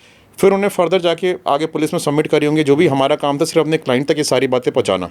तो हमने सारी चीज़ें along with evidences, along with the testimonies of the maid servant, उनका हमने स्टिंग ऑपरेशन बनाया, मेड सर्वेंट का हमने स्टिंग ऑपरेशन, के नेबर्स का बनाया, हमने केमिस्ट का स्टिंग ऑपरेशन बनाया, जो मेडिसिन की हम रिकवरी अंदर से करके लाए उसकी हमने वीडियोज़ बनाई. ठीक है, उसके वो सारी चीज़ें हमने उनको हैंड ओवर करी. I think so that's the reason you are the number one detective agency in India, where you investigate, you produce evidence, you bring in testimonies, and you hand all the things over to the client so that police का जो case है Yes. वो कहीं भी कच्चा ना पड़े. Yes, correct. And मतलब congratulations to you that you have received such high honors from even the president of India. Thank you. Yeah. But sir, मतलब ज़माना, मुझे लगता है पहले हम लोग एक कहावत कहते थे ना कि दीवारों के भी कान होते हैं और दीवारों की भी आंखें होती हैं, सोच समझ के बोलो. बट आजकल तो वैसे भी टाइम इतना ज़्यादा चेंज हो गया है, बग्स लग रहे हैं, कैमराज लग रहे हैं, ये चीज़ें हैं, वो चीज़ें हैं, घड़ी की भी आंखें होती हैं सर आजकल तो इस तरीके के भी केसेस आते हैं आपके पास जहाँ पे क्लाइंट जो है, ठीक है, वही कल्प्रेट निकला हो और वही जानबूझ के अपने पार्टनर को फंसाने की कोशिश कर रहा हो? देखो क्या होता है कि ऐसे जो ना केसेस हमारे पास बड़े सारे आते हैं जहाँ पर हमारे को ऐसा लगता है कि हमारा क्लाइंट वाज एट फॉल्ट, ठीक है, बट देन वो जो है उनकी खुद की ही प्रॉब्लम्स थी उनके लाइफ में, या खुद ही जो है वो गलत थे, लेकिन वो फंसाने की सामने वाले को कोशिश करते हैं. और ख़ास तौर से ऐसा होता है उन केसेस में जहाँ पे लीगल केसेस होते हैं आपस में, ठीक है. अगर किसी की किसी से दुश्मनी है, although he is at fault, ठीक है, बट वो सामने वाले की इन्वेस्टिगेशन कराने आता है कि जी आप हमारे को इसके नेगेटिव एस्पेक्ट्स बता दो इस आदमी के, ताकि हम इसको यूज़ करके और इसको सबसाइड कर सकें पूरी तरीके से, ठीक है. हमारे को इसके नेगेटिव बता दो. कई लोग आते हैं हमारे पास, जी हमारे को ना इस आदमी को ये हमारे अगेंस्ट केसेस डाले हुए हैं, ये किया हुआ है, इसको हमारे को ना ब्लैकमेल करना है, हमारे को एविडेंसेस ला दो, हम इसको ब्लैकमेल कर सकें. ऐसे केसेस को हम आउटराइट रिजेक्ट कर देते हैं. हम आउटराइट जो है हम लोग मना कर देते हैं कि हम कोई भी ऐसा केस नहीं लेंगे जिसमें रिक्वायरमेंट अनएथिकल हो. कहीं बॉयफ्रेंड्स आ जाते हैं, जी मेरी गर्लफ्रेंड की शादी हो रही है, ठीक है, और कहाँ पे शादी हो रही है ये बता दो मुझे, उसके हस्बैंड को जाके बताना है उसका मेरे साथ अफेयर था. अनएथिकल रिक्वेस्ट, राइट, हम इमीडिएटली मना कर दें, हम नहीं बताएंगे. बट कभी किसी ने आउटस्मार्ट किया है सर आपको, कि आप ही को बेवकूफ़ बना दिया हो, कि आपने सोचा हो कि यार लेजिट केस है और था वो इसी तरीके का मैटर? एक केस हुआ था ऐसा, ठीक है, लेकिन एक्चुअली में क्या होता है, हम लोग ना क्लाइंट से बहुत ड्यू डिलिजेंस करते हैं अपने क्लाइंट्स की. हम उनसे इन्वेस्टिगेशन रिक्वेजिशन फॉर्म एक अपना भरवाते हैं जिसमें कि उनको अपनी पूरी डिटेल भरनी होती है, पर्पस ऑफ इन्वेस्टिगेशन मेंशन करना होता है, रिक्वायरमेंट ऑफ इन्वेस्टिगेशन मेंशन करनी होती है, अपना रेजिडेंस एड्रेस, ऑफिस एड्रेस देना होता है, रिलेशनशिप विद द सब्जेक्ट देना होता है, ठीक है, और अपना आइडेंटिटी प्रूफ देना होता है, ठीक है. तो रॉबस्ट सिस्टम है हमारे, एक प्रोसेस ओरिएंटेड सिस्टम चलता है, ठीक है. हम ये देखते हैं कि भाई जो जिस पर्पस से क्लाइंट हमारे पास आया वो जेन्युइन भी है या नहीं है. जब हमें लगता है, जब अपने केस के पेपर दिखाता है, चीज़ें दिखाता है, तभी हम उस केस को बुक करते हैं. तो ऐसा कभी हो नहीं पाता कि भाई गलत हम कोई बुक कर लें केस. लेकिन हाँ, एक केस ऐसा आया था जिसमें क्या हुआ कि एक ओल्ड पर्सन हमारे पास आए अपनी डॉटर इन लॉ के ऊपर इन्वेस्टिगेशन कराने. वो कहते हैं जी मेरी डॉटर इन लॉ जो है ना उसको मेडिकल ट्रबल है, ठीक है, वो ना कंसीव नहीं करती, ठीक कर पाती, और हमारे को झूठ बोल के शादी करी गई है, और ये जो लेडी है ना इसका नेचर बड़ा ख़राब है, और ये जो है इसका एक्स्ट्रा मैरिटल अफेयर भी हो सकता है. आप ना इसके अगेंस्ट प्रूफ्स ला के दो ताकि हम अपने बेटे को कन्विंस कर सकूं कि ये लड़की ठीक नहीं है, ठीक है. तो मैंने कहा कि तो आपके बेटे को आना चाहिए ना हमारे पास, बेटा आएगा उसको प्रॉब्लम अपनी वाइफ से. कहते हैं कि नहीं मेरा बेटा बड़ा भोला है, उसको दुनिया की नॉलेज नहीं है, और ये औरत उसको बेवकूफ़ बनाती रहती है, ठीक है. चलो हमने कहा कि फादर इन लॉ आए हैं, ठीक है, कह रहे हैं हमसे, तो हम इन्वेस्टिगेशन करते हैं. जब हमने उस लड़की की इन्वेस्टिगेशन करी तो हमें बिल्कुल क्लीन मिली. हमें लगा कि भाई इसके तो कोई गलत ना तो कोई अफेयर है इसका ना कुछ है. और वो लड़की जो थी एडवोकेट थी और जज बनने के लिए एग्ज़ाम्स दे रही थी, ठीक है. She was about to be very intelligent girl, और वो जो है सिर्फ कंसीव इसलिए नहीं कर रही थी कि उसको जज बनना था, और वो उसकी स्टडीज़ के बीच में आता, ठीक है, कोई उसको मेडिकल इशू नहीं था. She has always being healthy, ठीक है. अब जब आप इन्वेस्टिगेशन करने जाते हो तो आप कहीं जगहों से इन्वेस्टिगेशन करते हो, आप उसके पास्ट ऑफिस से, उसके और घर रेजिडेंस से जहाँ पे अपने पेरेंट कर रही है, हर जगह से, और जब उसका जहाँ पे वो मैरिज होके आई है वहाँ से भी आप इन्वेस्टिगेशन करो, मतलब हमारे क्लाइंट की जगह से ही आप इन्वेस्टिगेशन करोगे. जब हमने क्लाइंट की पास से इन्वेस्टिगेशन करे, हमने उनके सर्वेंट से इंक्वायरी करी, उनके नेबर से इंक्वायरी करी, तो उन्होंने बताया जी ये लड़की तो बहुत अच्छी है, ये जो ओल्ड जेंटलमैन ना यही पागल है, ये जो ना ये क्या करता है कि ये सारी जितनी मोहल्ले में हर किसी से फाइट करता रहता है, ठीक है. ये जो ना ये है साइको, इसकी काम ही ये झगड़ालू किस्म का आदमी है, ये झगड़ा ही करता रहता है. और कहते हैं इसने तो अपनी डॉटर इन लॉ को तो गालियाँ दे के बातें करता है. ये कहता है इतनी बदतमीज़ से बातें करता है. उसकी मेड सर्वेंट कहती है जी ये तो कैरेक्टरलेस आदमी है, ठीक है. कहता है तो गंदी निगाह रखता है लड़कियों के ऊपर, ठीक है. तो तब हमारे को पता चला कि जिस क्लाइंट के लिए हम काम कर रहे थे वो खुद ही गलत था.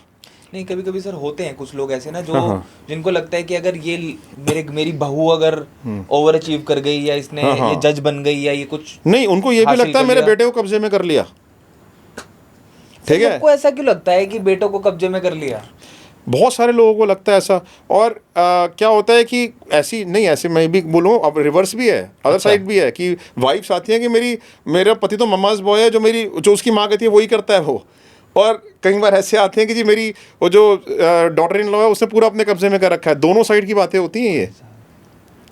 मतलब too many things are happening like, ठीक है, मतलब I am not married yet, but ऐसी चीजें सुनने के बाद ना एक आदमी जाए तो जाए कहाँ? मतलब शादी करने की सोच के भी ऐसा लग रहा है कि भाई इससे अच्छा तो नहीं हुई, वही ठीक है। देखो, सिंपल सी बात है कि पुरानी कहावत है, जो ये वो लड्डू है जो खाए वही पछताता है, जो नहीं खाता वही पछताता है। और we have seen a lot of people, जो लोग शादी ना करके बहुत खुश हैं, and many people who are very very depressed because of not getting married in their life. I think ये जो सिचुएशंस क्रिएट होती हैं फैमिलीज के अंदर, कहीं ना कहीं यही एक कारण होता है बड़ा क्राइम होने का। नहीं, बड़ा क्राइम होने का ईगो प्रॉब्लम नहीं होती, इतना बड़ा क्राइम हो जाए कि अपने हस्बैंड को ही मार दे कोई, ठीक है। इसके पीछे दो ही कारण होते हैं, या तो साइकोलॉजिकल इलनेस, ठीक है, या फिर कोई ना कोई extra marital affair, external influence I would say, कि कोई एक्सटर्नली इन्फ्लुएंस कर रहा है, ठीक है। और कुछ केसेस में, ठीक है, ऐसा भी होता है कि लोग ब्लैक मैजिक में फंस के गलत एक्टिविटीज़ कर जाते हैं। वो तो हमने कितने न्यूज़पेपर में किस बार लोग अपने बच्चों को ही सेक्रीफाइस करते हैं। लेकिन ऐसे बहुत सारे लोग आते हैं जो लोग ना, जिनको लगता है कि हमारे पास ब्लैक मैजिक हो गया है, ठीक है, but they are psychologically ill in the sense, किसी के पास आता है कि भाई मेरे ब्रेन को सैटेलाइट से कंट्रोल कर रहा है। सीरियसली? हाँ, बहुत लोग आते हैं ऐसे।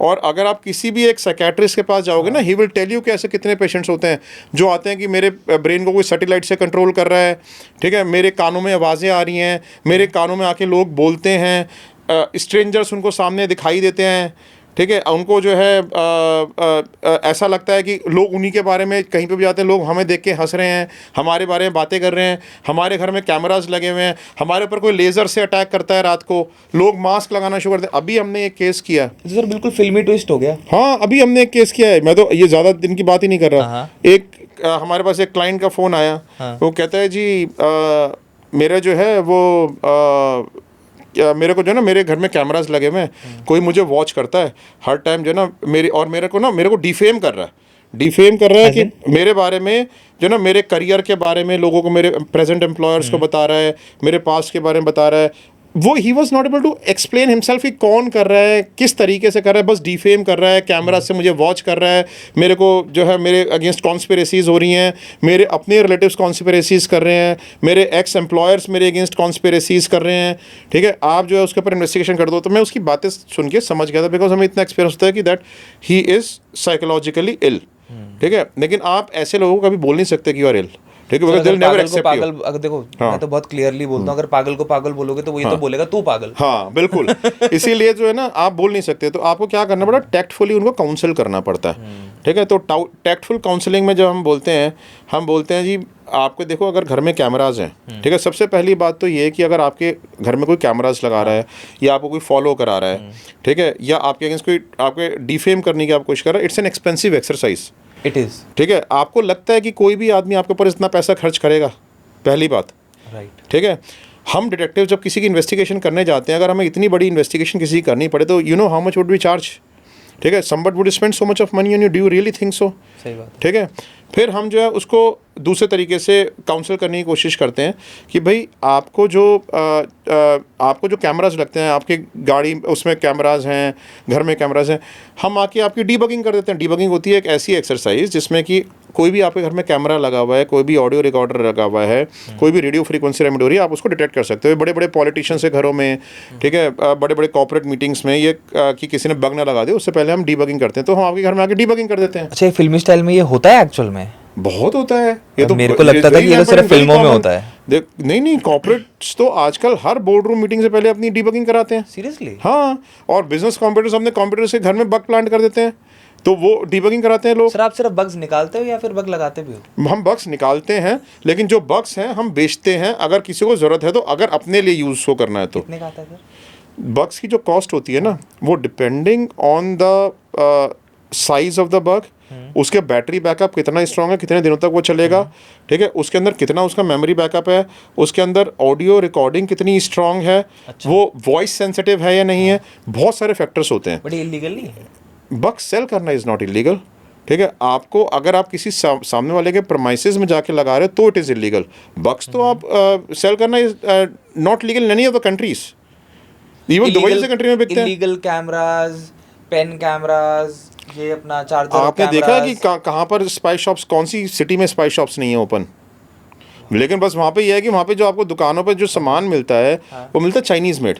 हम करते हैं इसराइल से इंपोर्ट। हमारे जो बग्स होते हैं बड़े एक्सपेंसिव होते हैं, ठीक है। हमारे बग्स की जो कॉस्ट होती है, मिनिमम बग की कॉस्ट 2 लाख रुपए से स्टार्ट होकर 10 लाख, 15 लाख, 20 लाख तक जाती है। तो मतलब कोई एवरेज आदमी तो नहीं करेगा ये काम, किसी कोई को एवरेज करना आदमी होगा नहीं तो... करेगा, this what I am saying, ठीक है। सो हम उनको कहते हैं कि भाई हम आपके घर में डीबगिंग कर देंगे, ठीक है। तो लोग जो है ना वो फिर हम कहते हैं भाई हम आपके जो है आपको बता देंगे कि आपके एम्प्लॉयर्स के ऊपर इन्वेस्टिगेशन करके बताते हैं।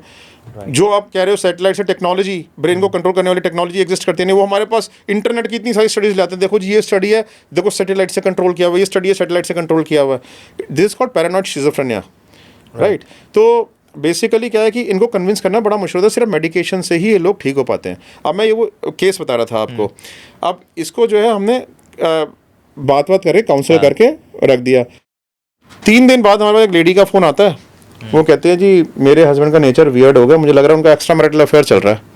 तो मैंने कहा कि अच्छा एक्स्ट्रा मैरिटल अफेयर चल रहा है, तो कहते हैं कि हाँ वो जो है ना घर से बाहर रहते हैं, कई बार तो गाड़ी में ही सोते हैं, अपने घर में जो है ना खाना अलग से पकाना शुरू कर दिया है, और जहाँ पे खाना पकाते हैं उस कमरे को हमेशा बंद रखते हैं, वहाँ पे CCTV कैमरा लगा दिया ऊपर कि कोई उनके खाने में कुछ मिला तो नहीं रहा है, फेस पे मास्क लगा के जाते हैं, कोई लेज़र से अटैक तो नहीं कर रहा है, ठीक है, और घर के अंदर ही नहीं घुसते। मुझे कहते तुम मुझे जान से मारना चाहते हो, मेरे 6 साल का बच्चा उसको कहते तुम मुझे जान से मारना चाहते हो, ठीक है।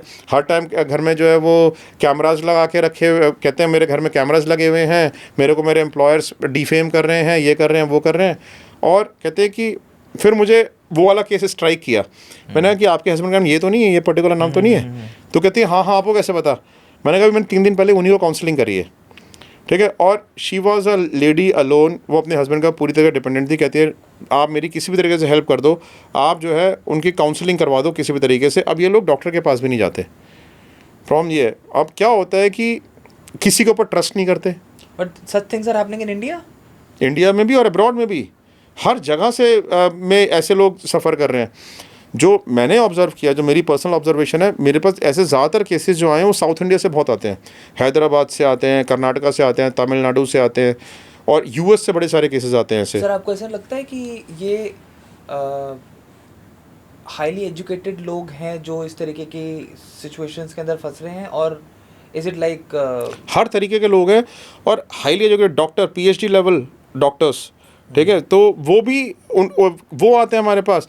People working in very senior positions in IT companies, and उसको छोड़ो, इंडिया की टॉप कंपनीज के ओनर मतलब like it's a 1000 crore company, वो सफ़र कर रहे हैं इस चीज़ से।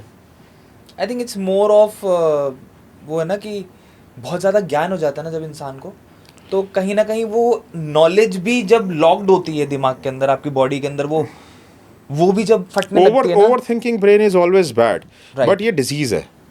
ये डिजीज़ किसी को भी हो सकती है, एंड इसका ट्रीटमेंट भी है through medication, but the only thing is कि these people do not take medication. I agree. Sir जो हाई प्रोफाइल केसेस होते हैं वो किस तरीके से हैंडल करते हो? मतलब you know, I know that you might not name anyone, but there might be politicians, there might be, you know, big Bollywood people being the top detective agency and the top detective in India. कैसे handle होते हैं sir? कैसे उनकी secrecy आप maintain करके रखते हो? किस चीज़ का मेजरली ध्यान रखना पड़ता है जब आप इस तरीके के केसेस हैंडल कर रहे होते हो? देखो क्या होता है कि जब हम किसी भी बॉलीवुड सेलिब्रिटी का या पॉलिटिशियन का या किसी बड़े इंडस्ट्रियलिस्ट का या किसी बड़े कॉर्पोरेट का काम करते हैं, जो हमें लगता है कि इसका नाम किसी को रिवील नहीं होना चाहिए, that name remains with the top management of the company only. नीचे किसी को मालूम नहीं होता कंपनी में कि हम किसके लिए इन्वेस्टिगेशन कर रहे हैं, ठीक है, आप आते हैं कई बार ऐसा होता है कि आपको किसी कुछ एक ऐसी सेगमेंट्स हैं जिनको हमने इन द कंपनी डिसाइड किया इनके ऊपर हम इन्वेस्टिगेशन करेंगे ही नहीं, जैसे पॉलिटिशियंस हो गए, ब्यूरोक्रेट्स हो गए, people in any security force हो गए, चाहे वो आर्मी हो, पुलिस हो, DRDO हो या कोई भी सिक्योरिटी फोर्स हो, ठीक है, तो हम ऐसे लोगों के ऊपर इन्वेस्टिगेशन करते ही नहीं है as the protocol of the company. लेकिन सेलिब्रिटीज़ हो गए, ये हमारे को हायर करते हैं बहुत सारी इन्वेस्टिगेशन, पॉलिटिशियंस हमें हायर करते हैं इन्वेस्टिगेशन करने के लिए, ठीक है, ब्यूरोक्रेट्स हमें हायर करते हैं इन्वेस्टिगेशन करने के लिए, इवन सीनियर पुलिस ऑफिसर्स, जजेस, ठीक है, themselves hire us for investigating the matters, ठीक है, बट हम ऐसी जो रिस्की सेगमेंट ऑफ पीपल उनके ऊपर नहीं करते, उनके लिए करते हैं। It's more of ethical work that you perform, आप मतलब ज्यादातर एथिकल काम में जरूरी नहीं है कि एथिकल तो हो सकता है, जैसे अब हमारे पास एक इनकम टैक्स कमिश्नर है, उनकी वाइफ का कॉल आया कि जी आप मेरे हस्बैंड के ऊपर इन्वेस्टिगेशन कर दो, ठीक है, क्योंकि उनका एक्स्ट्रा मैरिटल अफेयर है, वो कहीं पे जाते हैं, उनको जो है वो लोग फेवर करने के लिए उनको गर्ल्स ही प्रोवाइड करते हैं, ठीक है, इनका अफेयर भी बहुत सारे चल रहे हैं, ये जो है वो इनको जो है सारी जगह पे इनके होटल के रूम्स बुक रहते हैं हर 5 स्टार होटल में, आप इनकी इन्वेस्टिगेशन कर दो। हमें पता है कि इन्वेस्टिगेशन करना एथिकल है इस केस में, क्योंकि वाइफ हमें हायर कर रही है, but will still not do it, ठीक है, बिकॉज हमने एक प्रोटोकॉल सेट किया हुआ कि हम ब्यूरोक्रेट्स के ऊपर इन्वेस्टिगेशन करेंगे ही नहीं, और ऐसे हम 100 केसेस से रिफ्यूज़ कर देते हैं, ठीक है। अब आते हैं कि बॉलीवुड सेलिब्रिटीज़, वो हमारे को बहुत हायर करते हैं अलग अलग तरीके की इन्वेस्टिगेशंस करने के लिए। समटाइम्स उनके डोमेस्टिक मैटर्स होते हैं, समटाइम्स चोरी के केसेस होते हैं, समटाइम्स केसेस होते हैं ऐसे जिसमें कि उनके घर से हैवी अमाउंट की चोरी हो गई है, उनके स्पाउसेस के एक्स्ट्रा मैरिटल अफेयर चल रहे हैं, बच्चे ड्रग्स में फंस गए हैं, ठीक है, इस तरह के केसेस बड़ी आम बात है, ठीक है। तो ऐसे केसेस में हमारे को प्रोडक्शन हाउसेस हायर करते हैं कि कितने प्रोडक्शन हाउसेस हैं तो हमारे को अपने एक्टर्स के ऊपर इन्वेस्टिगेशन कराइए, क्योंकि वो कॉन्ट्रैक्ट बाउंड होते हैं कुछ चीज़ों में और वो कॉन्ट्रैक्ट को ब्रीच नहीं कर सकते, तो वो देखना चाहते हैं कि कॉन्ट्रैक्ट को ब्रीच कर रहे हैं बाहर जाके या नहीं कर रहे हैं। एक बॉलीवुड सेलिब्रिटी का जो है 6 करोड़ रुपए का हार चोरी हो गया था, जिसका केस हमने किया, ठीक है। अब केस क्या था? केस ये था कि हस्बैंड वाइफ अकेले रहते थे, उनके PSOs उनके साथ रहते हैं, ठीक है। तो जब भी वो कहीं जाते थे तो उनके घर में बहुत सारे हार थे, ज्वेलरी थी, मतलब नॉट हार, ज्वेलरी थी।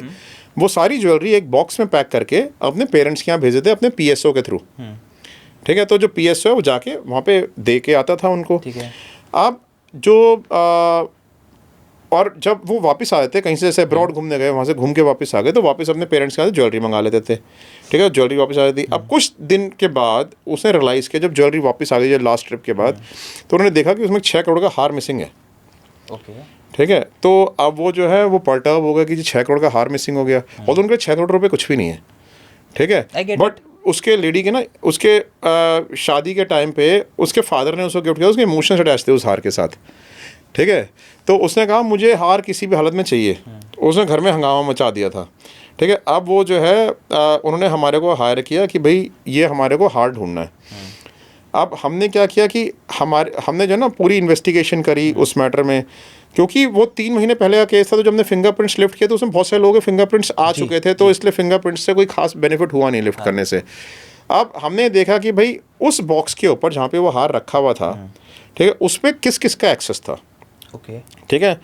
हमें ये पता चला कि उसमें जो एक्सेस था, एक तो PSO का था खुद का, PSO उनका बहुत पुराना था, ठीक है, बहुत ही ट्रस्टवर्दी रिसोर्स था उनका, ठीक है। तो उनके ऊपर उनका बिल्कुल भी शक नहीं था, लेकिन हमें अपनी प्रोटोकॉल के अकॉर्डिंग हमें अपने शक के घेरे में लेना ही था, हमें उसके बारे में इन्वेस्टिगेशन करनी ही थी। यस, एक मेड सर्वेंट थी, एक सफाई वाली थी, एक उनकी खास जो उनके बच्चे का केयर करती थी ना, वो थी नानी, ठीक है, तो वो थी, ठीक है। तो वो उस जगह पे उसका भी एक्सेस था और एक मेड सर्वेंट का एक्सेस था, ठीक है। और जो था इन तीनों का एक्सेस था बेसिकली। अब हमने इन्वेस्टिगेशन करनी एक एक के बारे में शुरू करी कि भाई किसी के घर में कोई नई चीज़ ना आई हो, किसी के घर में कोई एक्सपेंसिव चीज़ ना आई हो, किसी ने कोई प्रॉपर्टी में इन्वेस्ट ना किया हो, sudden increase in bank balances ना हो, कुछ ना हो, ठीक है, किसी को इरेगुलर मूवमेंट ना हो, कुछ नहीं मिला हमें। हम जब मेड सर्वेंट के ऊपर इंक्वायरी कर रहे थे, इनके जो नैनी थी, नैनी के ऊपर जब हम इंक्वायरी कर रहे थे, तो नैनी के ऊपर इंक्वायरी करते करते हमें ये पता चला कि that she is involve with the driver of the house, जो उनका ड्राइवर था मैडम का, उसके साथ उसका इन्वॉल्वमेंट था नानी का, ठीक है। तो हमने क्या किया कि हमारे ना शक के घेरे में ड्राइवर भी आ गया, तो जब हमने ड्राइवर के ऊपर भी इन्वेस्टिगेशन करनी शुरू करी तो ड्राइवर की भी हमें कोई रेगुलर मूवमेंट नहीं मिली। फिर हमने क्या किया कि हमने ना अपने क्लाइंट को बोल के इन सबको एक मोबाइल फ़ोन गिफ्ट करा दिया कंपनी की क्लाइंट की तरफ से। ओके। उस मोबाइल फ़ोन में एक सीक्रेट बग था, उसके थ्रू ये लोग जो भी फ़ोन पे बातें करते थे वो हमारे क्लाइंट के पास आई थी। He could listen to the voices and we could also listen to the voices. तो हम जब उन वॉइस को एनालाइज करना शुरू किया तो जो उनकी जो नैनी थी वो कहती है मैं मैडम के साथ लंदन ट्रिप पे गई थी, लंदन ट्रिप पे इस बार तो जो है ना ज़्यादा पैसे नहीं बने मैडम से, वो पर्स में पैसे निकाले थी, सिर्फ 2.5 लाख रुपये बने एक हफ्ते के ट्रिप में। ठीक है, 2.5 लाख रुपए एक हफ्ते के ट्रिप में बने। ड्राइवर बातें कर रहा है कि जी अरे इस बार ना मैं सर की बोतल चुरा के लाया हूँ विस्की की, 7 लाख रुपए की बोतल है, अपन साथ बैठ के पियेंगे भाई साहब। ठीक है, तो ऐसी ऐसी बातें कर रहे थे। हम ये सब बातें क्लाइंट को बता रहे थे। क्लाइंट को बॉदरेशन नहीं थी, वो कहते हैं 2.5 लाख रुपए 7 लाख रुपए कोई फ़र्क नहीं पड़ता मुझे तो हार चाहिए। ठीक है, तो फिर एक दिन जो है जब हम ये सारी बातें सुन रहे थे तो एक दिन जो है ना ड्राइवर को से हमने बात करते हुए सुना ड्राइवर को, कहते हैं भाई वो जो माल दिया था उसके पैसे आ गए। ठीक है, तो वो कहता है नहीं भाई इतने आसानी से कहाँ आते हैं, टाइम लगता है इन सब चीज़ों में। ठीक है, तो हमारे को ना एक बात क्लिक कर गई एकदम से। ठीक है, हमने कहा ये बात किससे कर रहा है। फिर हमने उस आदमी की इन्वेस्टिगेशन करी तो ये पता चला कि वो जो पर्सन है वो लोन अगेंस्ट गोल्ड देता है। अच्छा। हाँ हाँ, तो लोन अगेंस्ट गोल्ड देता है। हमारा शक आ गया था इसके ऊपर। मैंने कहा कि इसने गोल्ड क्या रखा होगा इसके पास तो इतने पैसे वैसे ही आ रहे हैं। ठीक है, तो हमने उसके ऊपर इन्वेस्टिगेशन करने की कोशिश शुरुआत करी। ठीक है, फिर हमारे लोग ना उस गोल्ड एजेंट के पास बायर बन के गए कि भाई कोई यार गोल्ड है, चोरी का गोल्ड खरीदता था वो बेसिकली। ठीक है, तो चोरी का गोल्ड खरीदने का भी उसे काम था। तो एक बार तो हमारे लोग गए बेचने के लिए कि भाई हमारे को गोल्ड बेचना, खरीद लोगे? तो कहता हाँ खरीद लूँगा, रेडली ही एक्सेप्टेड। फिर जब हम बताते हैं चोरी गोल्ड खरीदता है तो हमने कहा बेचता भी होगा। तो फिर हम खरीदार बन के गए। ठीक है, हमने कहा भाई हमारे को जो है गोल्ड खरीदना है, तो कहता ये मिल जाएगा। रेट भी कम लगा रहा था मार्केट थोड़े बहुत। ठीक है, तो हमने कहा कि यार कोई एक्सपेंसिव चीज़ दिखाओ। एक्सपेंसिव, जब थोड़ा बहुत ट्रस्ट डेवलप हो गया, 2-3 बार से परचेजिंग भी कर ली, जब ट्रस्ट डेवलप हो गया हमने कहा एक्सपेंसिव चीज़ दिखाओ। ट्रस्ट बन गया था उसके ऊपर। उसने कहा आपको हार दिखाऊँ, ये बढ़िया कमाल का हार है। तो हमने कहा दिखाओ। तो कहता है कि ये देखो ये हार है। ठीक है, मैंने कितने का है? तो कहते हैं देखो प्योर डायमंड का हार है। ठीक है, मुझे पता नहीं इसकी वैल्यू कितनी है लेकिन 25 लाख रुपए में दे दूंगा। ठीक है, 6 करोड़ का हार he was selling for 25 lakh rupees. ठीक है, तो हमने जो है ना हमने कहा हार दिखाओ। हमने ना स्पाई कैमरा से हार की वीडियो बना ली है।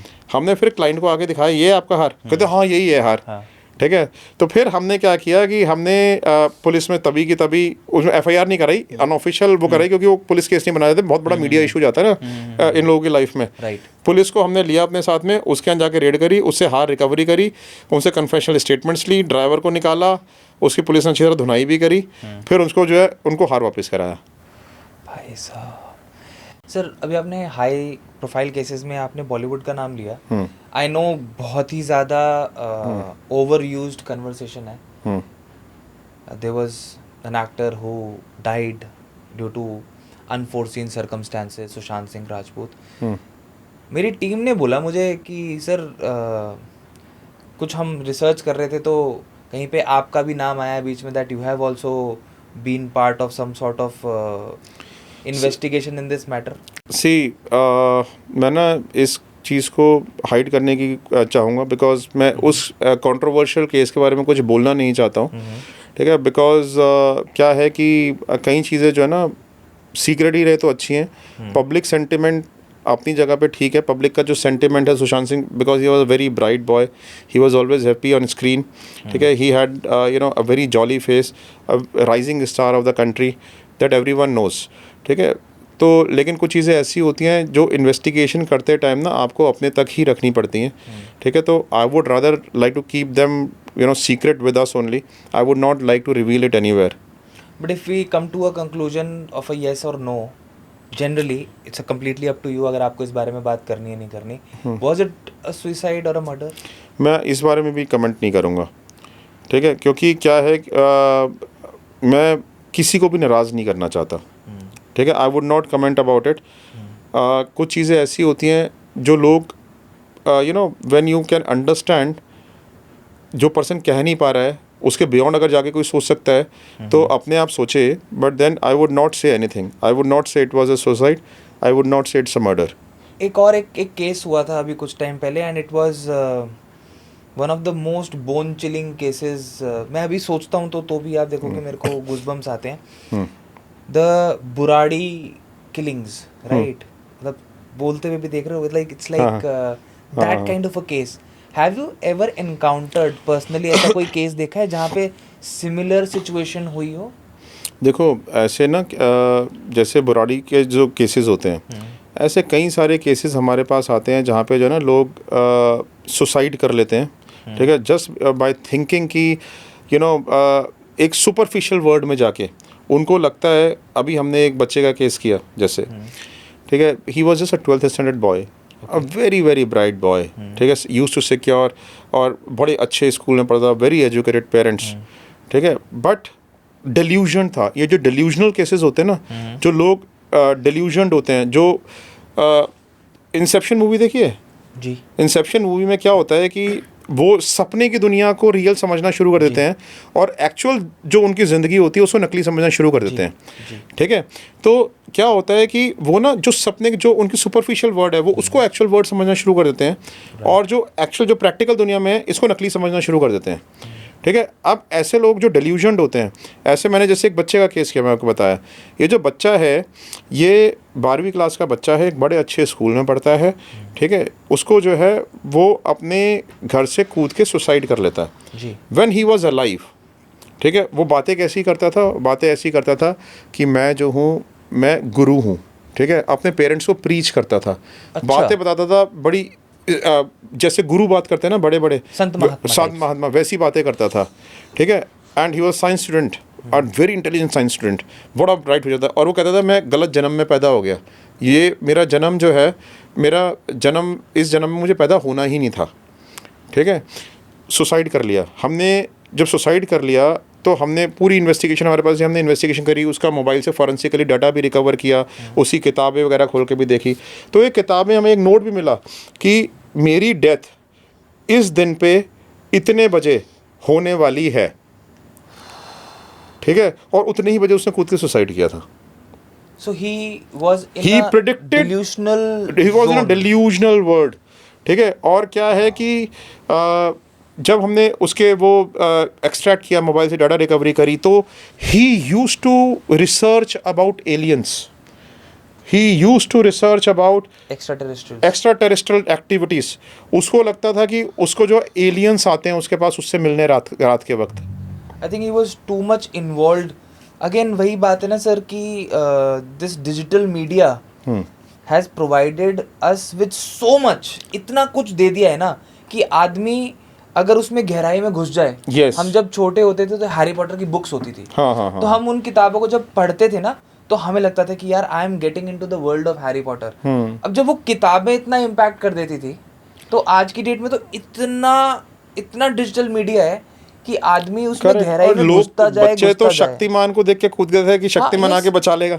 When we were kids, I was a kid. I still remember वो लाल रंग की फैंसी ड्रेस वाला होता था और बच्चे छत पे घूम के और छत से कूद जाते थे कि शक्तिमान आके बचाएगा हमें. और कुछ बच्चे जो बच गए, उन्होंने बोला कि मैं खुद मुझे लगा कि मैं भी ऐसे करके घूमूंगा तो मैं शक्तिमान की तरह हवा में उड़ना शुरू कर दूंगा. आई थिंक लोगों का ना ब्रेन होता है. अब जैसे ब्लू व्हेल गेम आया था एक, ब्लू व्हेल में कितने बच्चे फंस के कमिट सुसाइड. हाँ आया ना, हमने ब्लू व्हेल के केसेस किए कई सारे उस टाइम पे जब बच्चों ने सुसाइड किया. द थिंग इज कि they get so much delusion, they could get out of it any time that they wanted to. ठीक है, ये जो ऐप्स हैं, कई सारी ऐप्स आजकल ऐसी बन गई हैं. ठीक है, जिसको हम .apk ऐप कहते हैं. ठीक है, ये आपके फ़ोन में इंस्टॉल कर दी जाती हैं. आपको एंटाइज किया जाएगा कि आप इसको अपने फ़ोन में वो कर लो, इंस्टॉल कर लो. जैसे आप उसको अपने फ़ोन में इंस्टॉल करते हो, ठीक है, आपके फ़ोन का पूरा डेटा, ठीक है, वो अपने पास खींच लेते हैं. चाहे उसमें जो भी आपकी फ़ोटोग्राफ्स हों, आपकी चैट्स हों, आपके कन्वर्सेशंस हो, कुछ भी, फिर आपको ब्लैकमेल करते हैं. तो ये जो चीज़ है ना, ये बड़ी कॉमन हो गई है. तो blue whale was such a kind of app only. ठीक है, ब्लू व्हेल गेम जो लोग खेलते थे, दे यूज टू एंटेंगल, और वो डेल्यूशनल वर्ड में चलाते थे. They could come out of it but they couldn't come out of it. Suicide कर लेते आखिर में जाके. हम एक नर्स का केस आया था हमारे पास. उस नर्स की तो आर्टिफिशियल इंटेलिजेंस के थ्रू वीडियोज़ बना के नेकेड, ठीक है, और लोगों को ब्लैकमेल करते, जो ये सेक्सटॉर्शन के स्कैम चल रहे हैं, फेस उसका होता था उस नर्स का, वीडियो उसकी नर्स की आर्टिफिशियल इंटेलिजेंस क्रिएट कर दी और सेक्सटॉर्शन में दूसरों को ब्लैकमेल कर रहे हैं, और वो वीडियो फैल गई, उसके ऑफिस में लोग उसको देख देख के हंसते हैं। सर यहीं पे एक और भी ऐसा है, मेरे एक बहुत क्लोज नोन है, उनके साथ भी यही हुआ। सो उनकी फोटो लेके मॉर्फ करके और उसको एक वीडियो भेजी जाती है, the guy is lying on the bed and jerking off, ठीक है, मैस्टरबेट कर रहा है, और वो उसको बोलता है कि तेरे को जो करना है कर ले, ठीक है, या तो ये वीडियो अभी डिलीट कर दे, राइट। वो उसको धमका देता है, जो बंदा उसके साथ ये कोशिश कर रहा है, वो उसको बोलता है भाई मैं तेरी सारे सर्कल में भेज दूंगा। He is a Jat from Gurgaon, very well connected, and he said जो करना है कर ले। टंग टंग टंग टंग टंग टंग टंग टंग टंग 70 लोगों को सर वो वीडियो भेजी गई है, coming from a good family. मैं यही कह रहा हूँ, इसको ना टैक्टफुली हैंडल करना पड़ता है। टैक्टफुल हैंडलिंग क्या होती है, जैसे हम हैंडल करते हैं सेक्सटॉर्शन के क्राइम्स को, ठीक है, आई थिंक लोगों को भी ये पता चलना चाहिए। हम लोग क्या करते हैं, क्या जहाँ पर भी ये गैंग्स बने हुए हैं ना इंडिया में, ठीक है, वहाँ पे ज़्यादातर क्या होता है कि जो लोकल पुलिस होती है, ठीक है, या जो लोकल एमएलएज वगैरह होते हैं, कई जगहों पे हमने देखा है उनका इन्वॉल्वमेंट इसमें रहता है, पूरा इन्वॉल्वमेंट होता है सर, ठीक है। तो some things are to be best understood rather than said, right, ठीक है। तो क्या होता है कि हम लोग क्या करते हैं, अब हम ना उसके जहाँ से वो कॉल जनरेट हो रही है, उस कॉल की जनरेट होने के बाद ज़्यादातर लोग व्हाट्सएप कॉल करते हैं, but we try to bring them to a normal call, ताकि उनकी लोकेशन ट्रेस हो सके। जब उनकी लोकेशन ट्रेस हो जाती है हमारे कनेक्ट से थ्रू, ठीक है, तो हम क्या करते हैं कि अपने हमारे कंपनी में senior police officers, army officers, raw officers, IP officers काम करते हैं, मैंने आपको बताया था। तो हम लोग अपने कनेक्शंस डेवलप करके उस एरिया के आईजी पुलिस को या डाउन बिलो हम उनको कांटेक्ट करके, स्पेशली उस थाने का जो एरिया जहाँ से वो कॉल जनरेट हो रही है, उसके एसएचओ को अपने कॉन्फिडेंस में लेते हैं। कॉन्फिडेंस में लेके वहाँ के जो पर्सन है लोकल जो कॉल जनरेट कर रहा है, ठीक है, उसको बुलाता है, वो उसको बुला के अपने सामने हमारे क्लाइंट की वीडियोस डिलीट कराता है, और डिलीट करा के उसको स्ट्रिक्ट इंस्ट्रक्शन दी जाती है कि you are not going to use this video again, तुम्हें जिसको करना करो, इनकी नहीं करनी है। क्योंकि ये इतने बड़े गैंग्स हैं कि पुलिस भी इनके ऊपर हाथ मारने से डरती है। कई जगहों पे तो जैसे नूह में और मेवात में पुलिस को भी डर लगता है अंदर जाते हुए, क्योंकि पूरा का पूरा गांव इकट्ठा हो जाता है, घुसते ही नहीं है। हाँ, घुसते ही नहीं है। कौन सी पहाड़ी बोलते हैं, मेरे को एक जगह याद नहीं आ रही, देयर इज अ कॉल्ड पहाड़ी इलाका बोलते हैं एक, वहाँ पे पहाड़ी कॉलोनी, वहाँ पे सब कुछ जाता है, क्योंकि मैं तो गुड़गांव रहा हूँ शुरू से। पहाड़ी कॉलोनी में वहाँ पे कहते हैं कि पुलिस वाले भी डरते हैं वहाँ पे जाने से। बिल्कुल डरते हैं, मतलब if they want to go there, they want to go there full strength. हाँ, मतलब आप ये सोचोगे 10-15 पुलिस वाले भी एंटर नहीं कर सकते एक साथ सर। 2025 में हाँ। सोचो, मैं अभी आपने ये बात बोली है, मैं तो बहुत पुरानी बात कर रहा हूँ, हाँ। 10-15 साल पुरानी बात कर रहा हूँ, और मैं आपकी बात सुन के कि आज भी हो रहा है ये सब कुछ, बिल्कुल ट्रू। और ये तो वाइड स्प्रेड हो रहा है, ये तो सबसे बड़ी इंडस्ट्री है हिंदुस्तान की। इतनी फास्ट ग्रोथ तो किसी भी इंडस्ट्री की नहीं हो रही, इतनी फास्ट ग्रोथ तो हम नहीं कर पा रहे जितनी फास्ट ग्रोथ ये लोग कर रहे हैं। सर कभी लाइफ में ऐसा हुआ है कि ऐसा लगा हो कि भाई ये तो कहाँ फंस गए, ये किस तरीके का केस आ गया, मतलब which was the toughest case जो आपने अपनी लाइफ में करा है? देखो केस जो है ना, जब आपके पास आते हैं उस टाइम पे तो आपको सभी केसेस टफ लगते हैं, लेकिन जब आपके ऊपर इन्वेस्टिगेशन करना शुरू करते हो ना, तो धीरे रास्ते अपने आप खुलने शुरू हो जाते हैं, ठीक है। तो जैसे कि आप एक जगह से दूसरी जगह पे रात में गाड़ी लेके जा रहे हो और गाड़ी की लाइट जली हुई है, तो आपको थोड़ा सा डिस्टेंस दिखाई देता है, लेकिन जैसे जैसे गाड़ी आगे बढ़ती जाती है डिस्टेंस में आपको आगे दिखना शुरू हो जाता है।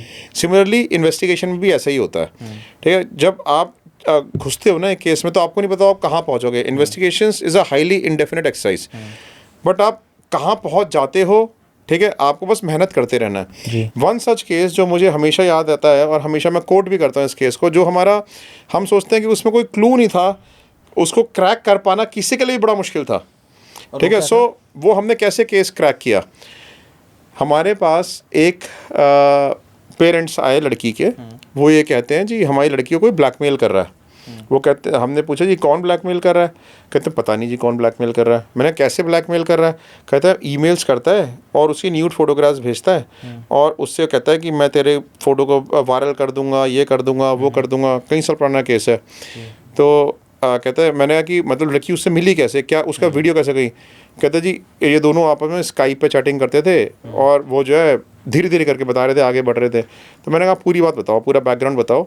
तो then he had told me कि जो हमारी बेटी है, ठीक है, इसको जो है किसी ने व्हाट्सएप पे कांटेक्ट किया through a UK based number, UK का नंबर था, और करके कहता है बड़ी अच्छी इंग्लिश बोलता था लड़का, सब कुछ था कि मेरे फादर अमेरिका में हैं, मेरी मदर अफ्रीका में हैं, दे आर डॉक्टर्स, ये वो जो भी कहता था। एंड देन यू नो उसको कहता है कि we met at a party, उसको भी अट्रैक्शन हुआ लड़के से, वो लड़का बड़ा अच्छे तरीके से बात करता था, उसको पता था, और बड़ी अच्छी इंग्लिश ही बोलता था, एजुकेटेड लड़का था। तो उसने जो है धीरे धीरे उससे बातचीत करनी शुरू कर दी, फ्रेंडशिप हो गई दोनों की आपस में। अब वो कहता है कि मैं तो यूके में रहता हूँ। फिर एक दिन जब बातें आगे बढ़नी शुरू हो गई तो कहता है मैं बॉम्बे आ रहा हूँ आपसे मिलने। तो कहते हैं जी ठीक है आ जाओ, ठीक है। तो जब वो एक दिन वो कहता है अब जब वो बॉम्बे आया तो ये लड़की उससे मिलने गई डेट पे। तो वो जो है ना एक कार में आया जैसे टूटी हुई नंबर प्लेट थी, ओके, ठीक है। तो the girl couldn't see the number, वैसे भी कौन ध्यान रखता है, उसने देखा बस टूटी हुई नंबर प्लेट है, उसके साथ जाके बैठ गई गाड़ी में। जब वो गाड़ी में जाके बैठ गई उसके साथ तो दोनों की चिट चाट शुरू हुई, फिर दोनों में फिजिकल रिलेशनशिप्स वगैरह धीरे धीरे करके बनने शुरू हो गए। ऐसे 3-4 बार वो आया। तो वो क्या थी, लड़की अपनी एक फ्रेंड के साथ एक हॉस्टल में रहा करती थी, ओके, ठीक है। अब वो जो है जिस हॉस्टल में रहती थी वो लड़का कहता उसी हॉस्टल में ही चलते तुम्हारे यहाँ। एंड जब फ्रेंड घर पे नहीं होती थी they used to go there and used to have fun, ठीक है। And then this boy used to leave. Okay, धीरे धीरे लड़की थोड़ी सीरियस हो गई उसके साथ। लड़की ने उससे क्वेश्चंस पूछने शुरू किए कि भाई तुम्हारी फैमिली में कौन है, क्या है, ठीक है, तुम्हारे पेरेंट्स कहाँ रहते हैं। वो कोई एप्रोप्रिएट आंसर नहीं देता, ना ही उसका किसी सोशल मीडिया पे कोई अकाउंट था, ना कुछ था, एप्रोप्रिएट आंसर नहीं देता था। और सिर्फ यूके के नंबर से व्हाट्सएप पे कांटेक्ट किया करता था उससे, ठीक है। सो अब क्या हुआ कि जब वो कहते हैं जी जब लड़की ने उसको अपने आप को, जब उसको लगा कि लड़का जेन्युइन नहीं है, तो उसने अपने आप को पीछे खींचना शुरू किया। ओके, जब उसने पीछा खींचना शुरू किया then his blackmailing started, he got very furious.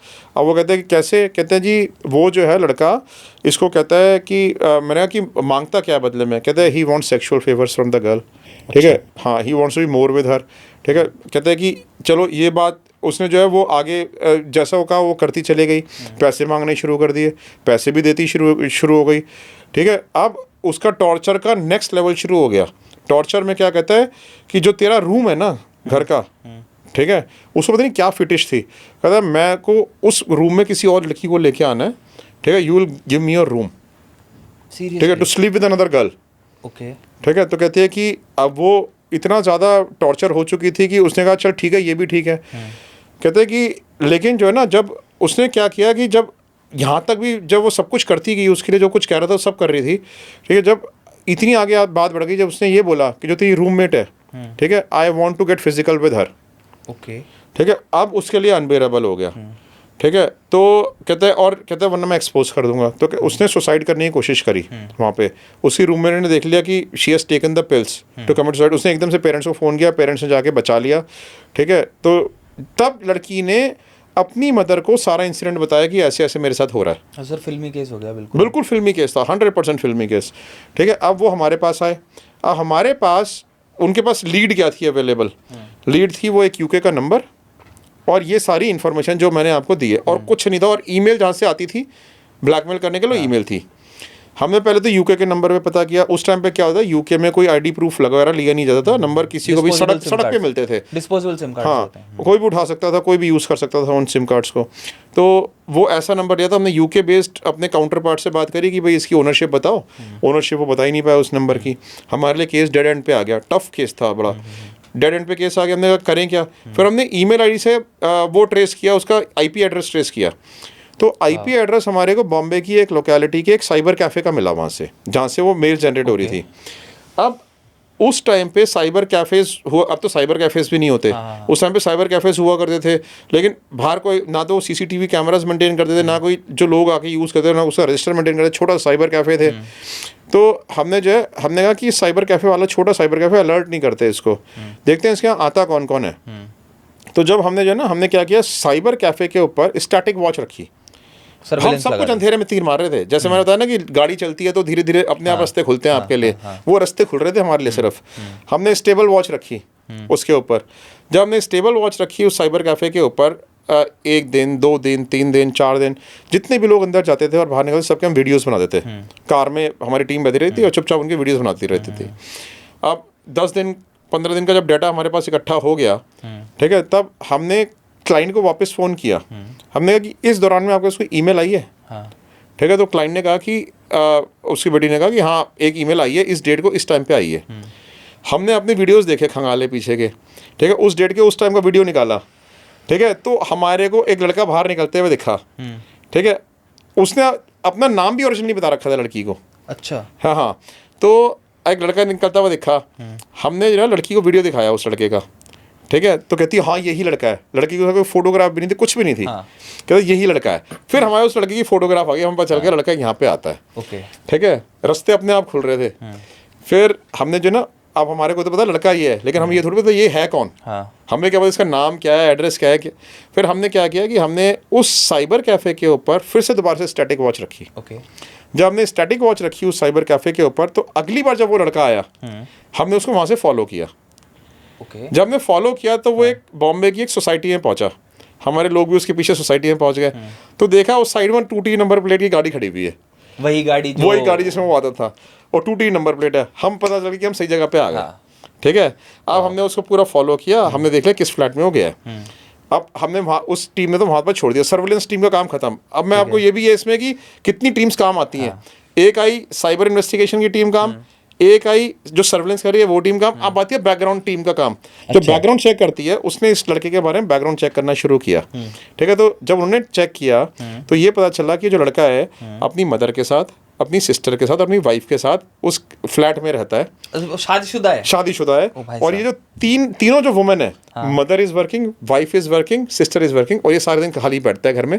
सिर्फ ये तीनों लेडीज कमा के लाती हैं और इसमें मस्ती करता है, ठीक है। और जो वाइफ थी वो दिल्ली की थी, she belong to a very rich family. से लव मैरिज करी थी उसके साथ, उसको भी भगा के शादी करी थी, ठीक है। और वो जो है वो तीनों लेडीज काम करती हैं, घर में आराम से बैठता, कुछ काम नहीं करता।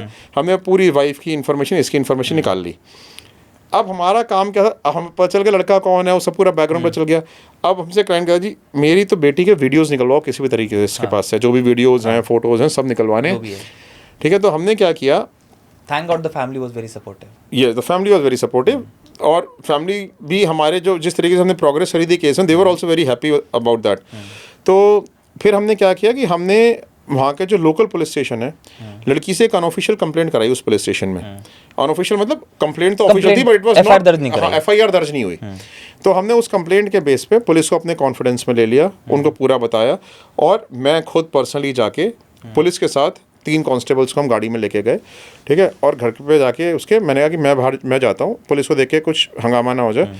मैंने उसे डोर को जाके नॉक किया कि अब इसको लेके आना। और वो लड़का जो है खोलने खुद ही आया गेट, लेकिन उसके पास 2 कुत्ते थे, बड़े बड़े अल्सेशन डॉग्स थे, ठीक है। तो बड़े खतरनाक थे। तो थोड़ा सा वहाँ पे ये भी था, सिचुएशन भी थोड़ी सी ये थी कि भाई वो ना कर दे। तो इस वजह से जो है मैंने उससे आराम से आके बोला, मैंने कहा listen one thing, if you want me to create nuisance here in front of your mother, your wife and your sister, ठीक है, I will expose everything about you to them, और यहाँ पे पूरे नेबर्स को इकट्ठा कर लूँगा, वरना चुपचाप जो मैं कह रहा हूँ वो करते रहो, ठीक है। तो वो समझ गया कुछ गड़बड़ है, फुल फिल्मी सीन। हाँ, मैंने नीचे से जो है फ़ोन किया, कांस्टेबल जो सादी वर्दी में था उसको बुला लिया ऊपर, वो और मैं अंदर गए उससे घर के। हमने जितने भी उसके कमरे में गए, जितने भी उसके लैपटॉप्स थे, ठीक है, कई सारे मेमोरी कार्ड्स थे, कैमरा रखा हुआ था, ठीक है, उसमें जो है 6 मोबाइल फ़ोन मिले हमें, 6 मोबाइल फ़ोन, ठीक है। वो सारे हमने कहा एक एक डिवाइस की तलाशी ली, ठीक है। तो वो अपनी मम्मी वगैरह को उसने बोल दिया मेरे दोस्त आए में, आप वो मत करो, हमने उसका रूम लॉक कर दिया था अंदर से, ठीक है। वो जो था ना बिगड़ा हुआ लड़का था बेसिकली, तो उसको कोई डिस्टर्ब भी नहीं करता, उसकी मदर वगैरह, उसको जैसे दोस्त आए होंगे, चिल जोन में था। हाँ, चिल जोन में था। हमने अंदर से दरवाज़ा बंद कर दिया और सारे उसके कमरे की तलाशी ले ली और सारी चीज़ें उठा के लाए थाने में। जब हम उसको थाने में उठा के लाए, ठीक है, तो हमने एक पहले तो सारी चीज़ें पासवर्ड प्रोटेक्टेड थी, पासवर्ड नहीं बता रहा था। फिर पुलिस के अपने तरीके होते हैं पासवर्ड पता करने के, पुलिस ने उससे पासवर्ड पता किए। तो जब उसके डिवाइसेस को ओपन किया गया तो देखा 17 और लड़कियों को ब्लैकमेल कर रहा था इन द सेम फैशन, गंदी गंदी गालियाँ देके ब्लैकमेल करता था, सबको सेम तरीके से ब्लैकमेल करता था। फिर जो है उसको वहाँ पे सारी की सारी लड़कियों को नंबर्स लिए, उनको फ़ोन किया गया, उनको बताया गया now you are free, the blackmailer has been caught. ठीक है, हम सारे वीडियो, सारी फोटोग्राफ्स, उसकी सारी हार्ड डिस्क को क्रश किया गया, सब कुछ वहाँ पे मोबाइल फ़ोन को क्रश किया गया, उससे कन्फेशनल स्टेटमेंट्स लिखवाई गई। ठीक है, फिर जो है उसको at the night in the end उसको छोड़ दिया गया। ठीक है, क्योंकि ऐसे केस में क्लाइंट कंप्लेंट लिखवाना नहीं चाहता बिकॉज एविडेंस लगेगी कोर्ट में। ठीक है, और कंप्लेनेंट चाहिए उसके लिए कोर्ट में हर टाइम प्रेजेंट। तो फिर उन्होंने इनफॉर्मली कंप्लेंट को क्लोज करने का लेटर दिया कि हम इस केस में और आगे कुछ नहीं चाहते हैं बिकॉज आर क्लाइंट वाज सेफ्ड। तो हमने उस केस को वहीं पर ही दबा दिया, वहीं पर ही ख़त्म कर दिया। आपको तो कभी नहीं भूलता होगा सर बाद में? कभी नहीं भूल सकता, कैसे भूल सकता है? But I will say thank you so much sir for saving a lot of girls lives, क्योंकि ऐसी ही सिचुएशन में उलझते उलझते उलझते लेटर स्टेज के अंदर आदमी हार मान लेता है, असमर्थ हो जाता है, बिल्कुल, और ऐसे कदम उठा लेता है जो कि उसके और उसके परिवार के लिए सही नहीं होते। Very true, very true. But sir कभी ऐसा हुआ है आपकी लाइफ में कि आप ऐसी सिचुएशन में फंस गए हो जिसमें आपकी जान को खतरा हो गया हो, ऐसा लगा हो कि भाई आज तो मरे?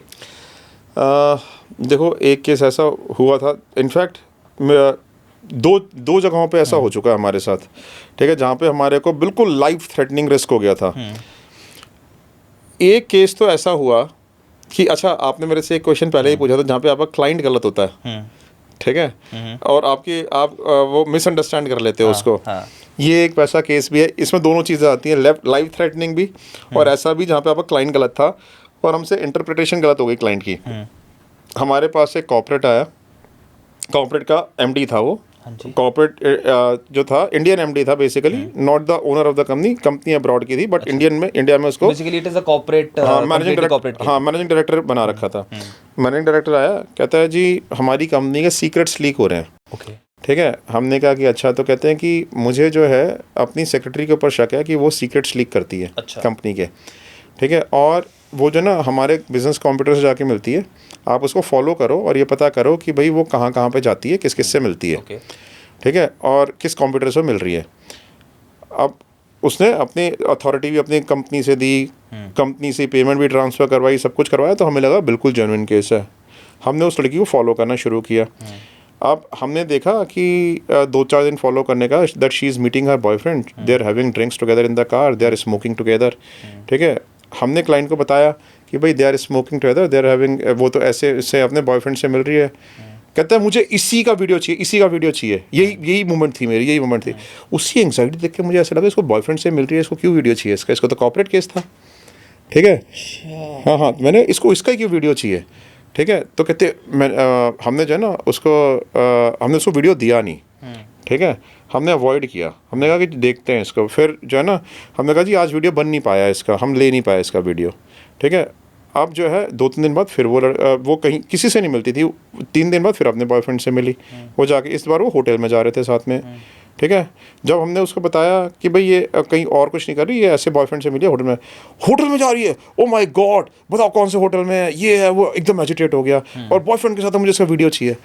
हमें पता लग गया कुछ गड़बड़ है इसकी, ये वो चीज़ तो नहीं है जो हम सोच रहे हैं। ठीक है, ये जो है ना कॉर्पोरेट केस तो नहीं है। ठीक है, फिर जो है हमने उसको हमने कहा कि जी हम इस केस में काम नहीं कर सकते, we will not give you any video. ठीक है, अब वो एजिटेट हो गया बहुत बुरी तरह। ठीक है, वो जो था सनकी था थोड़ा सा।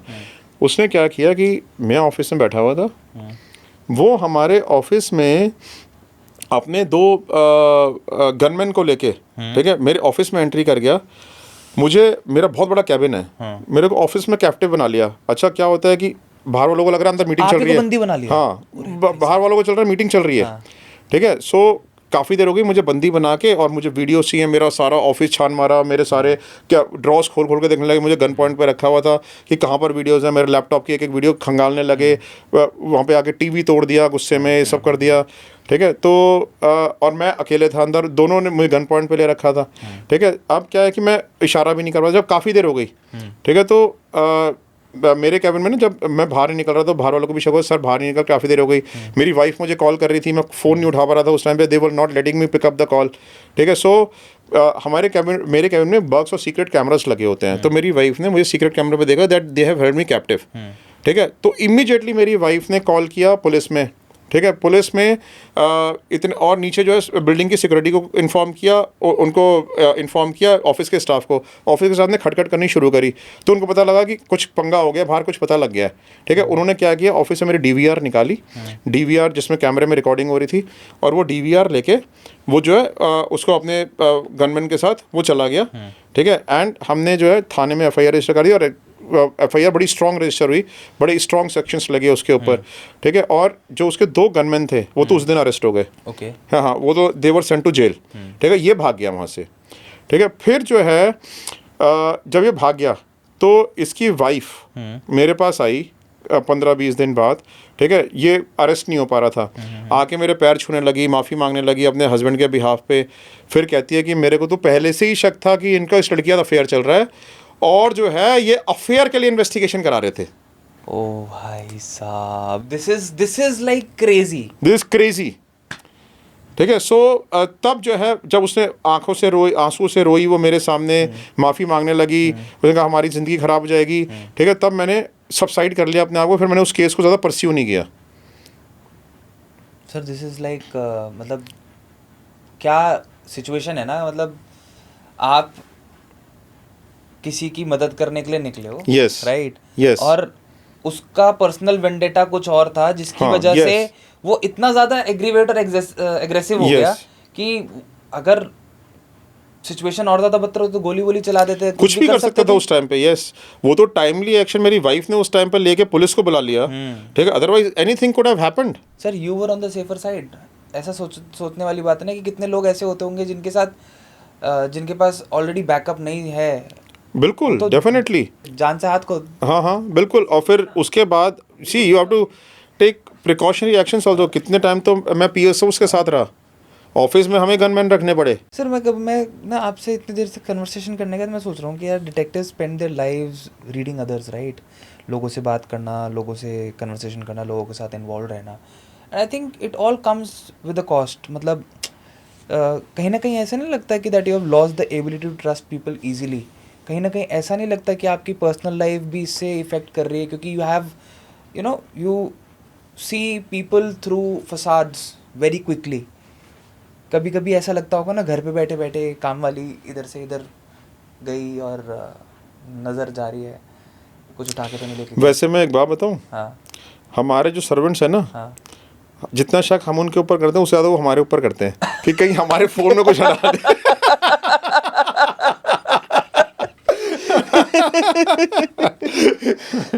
तो ये तो मैं ऑन अ लाइटर नोट बता रहा हूँ आपको। नहीं बिल्कुल सही कह रहे हो सर। मतलब क्योंकि इंसान जब जासूसी करता है ना, वो काफ़ी ज़्यादा इन्वॉल्व होता है, और उसके लिए बहुत ज़्यादा ऐसी चीज़ होती है, कुछ ऐसे माइक्रो सिग्नल्स होते हैं ह्यूमन बिहेवियर के। क्योंकि 28 साल हो गए, अब रोज लोग देख रहे हो, रोज लोग पढ़ रहे हो, चोर, उचक्के, बदमाश, criminal minded people, psychopaths, what not. तो आदमी की पहचान करना भी इजी हो जाता है ना। इजी हो जाता है, बट सर वो कौन से माइक्रो सिग्नल्स होते हैं जो आप ऑब्जर्व करते हो और एक नॉर्मल आदमी मिस कर देता है? देखो क्या होता है कि सबसे इम्पोर्टेंट चीज़ पता है क्या होती है? 2 चीज़ें। Sudden change in their lifestyle, increased lifestyle सबसे इम्पोर्टेंट चेंज होता है, and sudden change in their behaviour. ये 2 सबसे पहले पैरामीटर्स होते हैं। जब आपको कुछ एबनॉर्मल लगे ना, that means there is something wrong. अगर आपका कोई एम्प्लॉई है, अचानक ही आप देख रहे हो कि ही हैज़ बिकम फ्लैशी, अच्छी कार खरीद रहा है, अच्छे क्लोथ्स में इन्वेस्ट कर रहा है, अच्छे मोबाइल फ़ोन्स खरीद रहा है, जो उसकी basically beyond his known source of income. अगर किसी की 20,000 रुपये सैलरी और 1 लाख रुपये मोबाइल खरीद रहा है, दैट इज समथिंग सस्पिशियस। ठीक है, किसी की 1 लाख रुपये सैलरी है, ठीक है, और वो 1 करोड़ की प्रॉपर्टी खरीद रहा है, ठीक है, दैट इज समथिंग सस्पिशियस, बिना लोन लिए।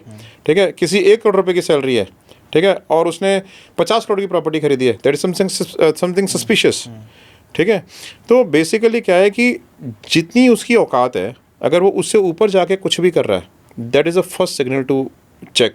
ठीक है, दूसरी चीज़, किसी भी चीज़ को ना लाइटली नहीं लेना चाहिए। अगर आपको एक भी चीज़ ऐसी लगती है कि which is unusual in someone's nature और बिहेवियर, ठीक है, अचानक से उनका एटीट्यूड आ गया, बड़ा डोसाइल सा बंदा था, आपके सामने जो है बड़ा झुक के बातें करता था, अचानक से एटीट्यूड आ गया, अचानक से ईगो आ गई, अचानक से लगने लगा जैसे you doesn't matter because he has become too big.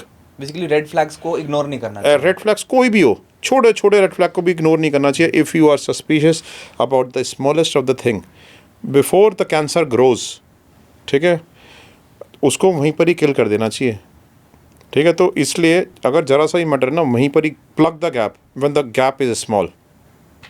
Sir as a detective आप इंसान के डार्केस्ट ऑफ डार्केस्ट साइड देखते हो, राइट? मैं आज दोपहर में भी I was doing another podcast and I was talking to there was this pujari ji कि मैं ना लोगों के पॉडकास्ट नहीं देखता हूँ। मुझे ऐसा लगता है कि if I see other people's podcast XYZ, तो मैं उनके बात करने के स्टाइल, उनके क्वेश्चन करने के स्टाइल, उनके फॉर्मेट से कहीं ना कहीं इन्फ्लुएंस होऊंगा, और उस इन्फ्लुएंस के चक्कर में मैं अपनी ओरिजिनलिटी छोड़ के उनकी तरह बनना शुरू कर दूंगा, ऐसा मुझे लगता है।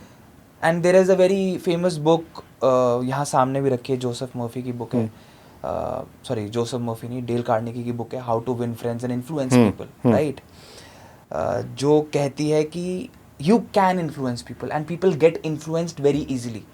आप इतने सारे क्रिमिनल्स, मास्टरमाइंड्स के साथ आप इन्वॉल्व रहते हो, बिट्रेयल्स देखते हो, लाइज देखते हो, स्कैम्स देखते हो, फ्रॉड्स देखते हो, अपने माइंड को कैसे अनअफेक्टेड रखते हो कि मैं इन्फ्लुएंस ना हूँ किसी भी तरीके के स्कैम या फिर किसी भी तरीके के फ्रॉड से, कि कल को मेरा दिमाग भी उस तरीके से क्रिमिनली चलना स्टार्ट हो जाए और मैं भी सोचूं कि यार इजी मनी के लिए कुछ गलत कर लूँ।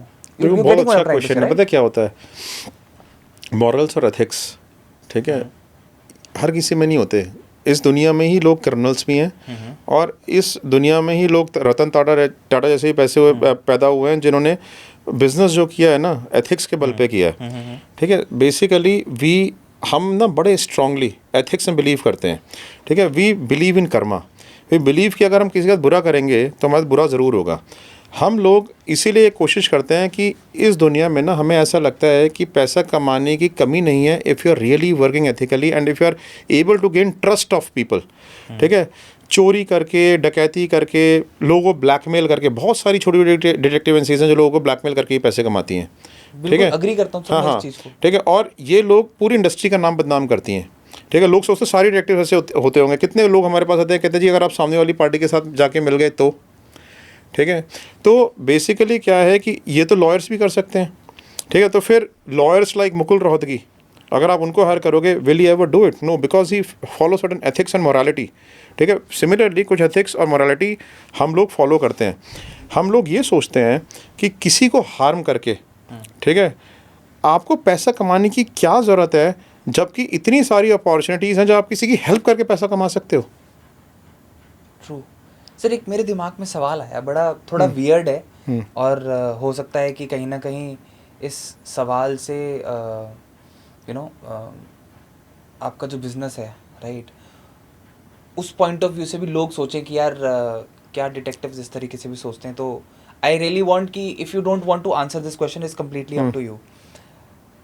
क्या कभी कोई ऐसा केस सामने आया आपकी लाइफ में जहाँ पे आपने पर्सनली फील किया हो कि truth should not be revealed, the facts should not be given to the person, other person, अगर मैंने ये खुलासा कर दिया, जबकि आपके कमिटमेंट्स हैं क्लाइंट के साथ, ये खुलासा कर दिया तो बहुत लोगों की ज़िंदगियाँ बर्बाद हो जाएंगी?